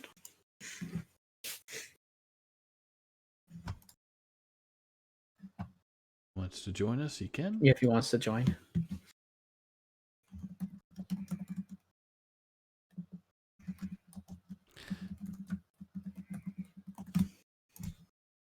There he There is. he is.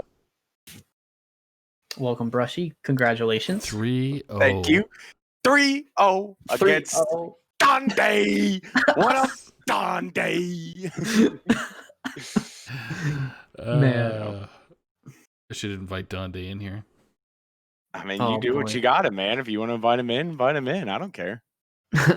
Donde and I have fun, you know. Yeah. I'll come. Obviously, we wanted a closer match than a 3-0, but Yeah. you know. I just messaged him to see what he says here. So how did you manage to win? So, you know, I had a plan coming in, and it lined up almost exactly how Donde queued. Mm-hmm. So I really had the matchups that I wanted, especially like I hit the priest with the You hit his paladin with your priest. yeah, with my priest, which was huge because Yeah. I wanted him to queue paladin second into the priest, but I felt fine facing the paladin with either the shaman or that priest there because I had them both tech to beat that paladin. So, well, I mean, priest automatically beats paladin, but Yeah. the shaman I brought to specifically like beat aggro and specifically paladin. Yeah, I noticed that. I was like, this deck just Yeah. grinds everything out, plays Elysiana, and just wins. Yeah.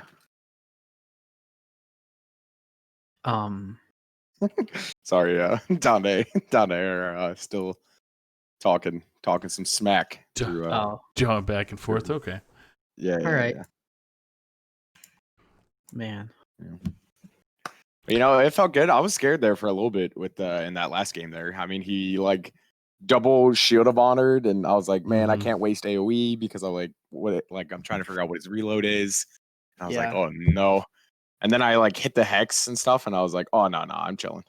This Definitely. like, We noticed you're slow rolling it after you disconnected. So, I mean, I didn't try to slow roll. It was so weird because like I was checking all my other internet things, and like everything else was working. Discord. I went on YouTube, tried playing a YouTube video, like everything was working, and then Hearthstone was just like, nah. Fam. Yeah, it was like, nah, fam, you're gonna sit here. So I messaged Donde, and I was like, if I DC, what are the odds of me not coming back are? And he's like, I don't know. But what option do you really have at this point? And I was you got 6 minutes. You got 6 minutes, homie. Yeah, I was like, you right, Donde. So then obviously I had to DC and come back. Yeah. Go up 2-0 and then DC the match. Oh man. Well, I DC'd in the priest match, right? Yeah, I DC'd in the priest DC'd in the match too, yeah. Yeah. And then I topped. Oh man, that soul mirror, that mind vision to steal his Aldor and just stealing like 8 Libero wisdoms. Yeah. I saw that. I was like, I don't know if he wants all those Librams, and I forgot that you had made your things all caught. You all had the 2 reduction. I was like, wait, that's brilliant. Okay. Yeah, that mind visions to steal that Aldor. I played the mind visions there because they only had 4 cards, and I was hoping to hit something like the Aldor, one of the Aldors for discounts, because that always happens in that priest versus paladin matchup where you just at some point you end up having Librams in your hand and you're like, man, I really wish I had a discount for these things. So but it worked out that I hit the best discount for me to have from the one card I stole. Oh, you definitely did, yeah. You know, but I really liked your scattering of AoE and just crowd control and board control in that last game. Control is where my heart's at. I play best in control. I know some people probably like, there's probably some lines that people are like, oh, you're taking too much damage, but I think as control, sometimes you got to take some extra damage to maximize your AoEs and stuff like that. Yeah. And I think I did that fairly effectively there in that last game. You had plenty of heal too going in there too, right? You still had your Witch's Brew. Yeah, I started Witch. And those 2 waves or whatever they're called. I can't remember what they're Tidal called. waves. Tidal waves. Yeah. That shaman was heavily tech to beat any kind of aggro and or paladin. And so it was actually funny. Like Donde submitted it like the last possible second Wednesday night. and I was sitting there like refreshing the page, and I was like, please bring Paladin, please bring Paladin. I was like, show me the Paladin, Donde, please. Yeah, and boom, Paladin. Yeah. Pow. But lifetime. Paladin. I'm now up 2-1 against Donde. We go. were 1-1 lifetime against each other going into this match. Nice. So it feels good. Feels good to have the advantage on him. And in the Battle of Hearts Center, Brushy wins. Yep. I mean, do we really count it as the Battle of Heart Center? I just like. I mean, there's still happened to just like appear on Heart Center, and then I never left. So like, am I really on Heart Center? I mean, you are now. Just, like, at least for the season. This fool that shows up. Even dropped LK back down to the 4th seed on in Heart Center. Yeah. I don't even get to see Dancing Gur. Nope. Yeah, I know. I don't know why he didn't have an image for a while, but we roast Donde about it all the time. Yeah. But I think he has an image now. Yep. Good. All right. Any final words there, Brushy? Before we let's see. I think Ron did his match while we played. Yeah, Ron won, so shout out to Ron for winning. Man. And just shout out to the Unknown in general. I talked about this on Heart Center this week. Even though we're not making playoffs, we played literally the top 4 seeded teams here in these final 4 weeks. And we have a chance to just like restructure all of playoffs for a non-playoff team. Yeah. Like, so we beat Bad to the Bone last week, and that knocked off a lot of points that they could have possibly gotten. We're playing AEON this week, which could just like shut AEON out of or make AEON's playoff chances a lot harder. And then we play Hype Horizon next week, so we have another chance to like just destroy another team's hope for playoffs, or like make their playoff hopes a lot harder. So we might not make playoffs, but at least we'll structure the whole thing. You're putting the boots to other people. Yep. Yeah, exactly. Yeah. So now Unknown's actually up in this week with R-Hat versus Isocles and Marshai versus Solo Jazz yet to come. Yeah, I think because Skittles lost an Edgy, but Ron won and I won. So so we just got Solo and R-Hat. I feel good about one of these matches for sure. The second one's a little closer. We have a plan for it, but obviously I'm not gonna say divulge things out loud, Of course. So, but yeah, I feel good. I feel good about beating AEON this week, and I even put it in my predictions this week on Heart Center. So I hope it works out. Well, you know what? At least Macco made the correct choice, correct adjustment after he found out you're playing me over Donde. Yeah. And 3-0 too, so I'm sure that's going to be a nice little jab. It's definitely going to be a talking point on Heart Center. Yep. Because obviously there's a lot of talk in the background between Donde and I that went on that we'll probably talk about more. Yep. Sure. But I think that wraps it up. Nice. The only thing I could think of, just trying to look to see if there's any other matches on Saturday. I don't see anything. Yeah, I knew that Donde probably wasn't having matches, and I think there was a Schoolstone match that was maybe gonna happen. But other than that, I had no clue. I have no clue. I think Donde was still looking for matches last time I heard. Yeah, but so Donde's still looking for matches. Sunday, 8 o'clock is open still so people want to jump in that. And I don't think Schoolstone has anything on the docket either. So, well, Donde's gonna be away tomorrow night. Right. So I don't think there's anything going on Saturday, which is okay. Hero Series is all wrapped up. Yep. And that just leaves Wild and Pro. Yep. For their regular season. Playoffs. Oh yeah, regular seasons. Yep. And that's it. Mm-hmm. Yep. All right, everybody. Well, have yourself a good night, and we will see you on Sunday at least. Stay tuned to THL channel for any updates, but see you guys all Sunday. See ya. See ya.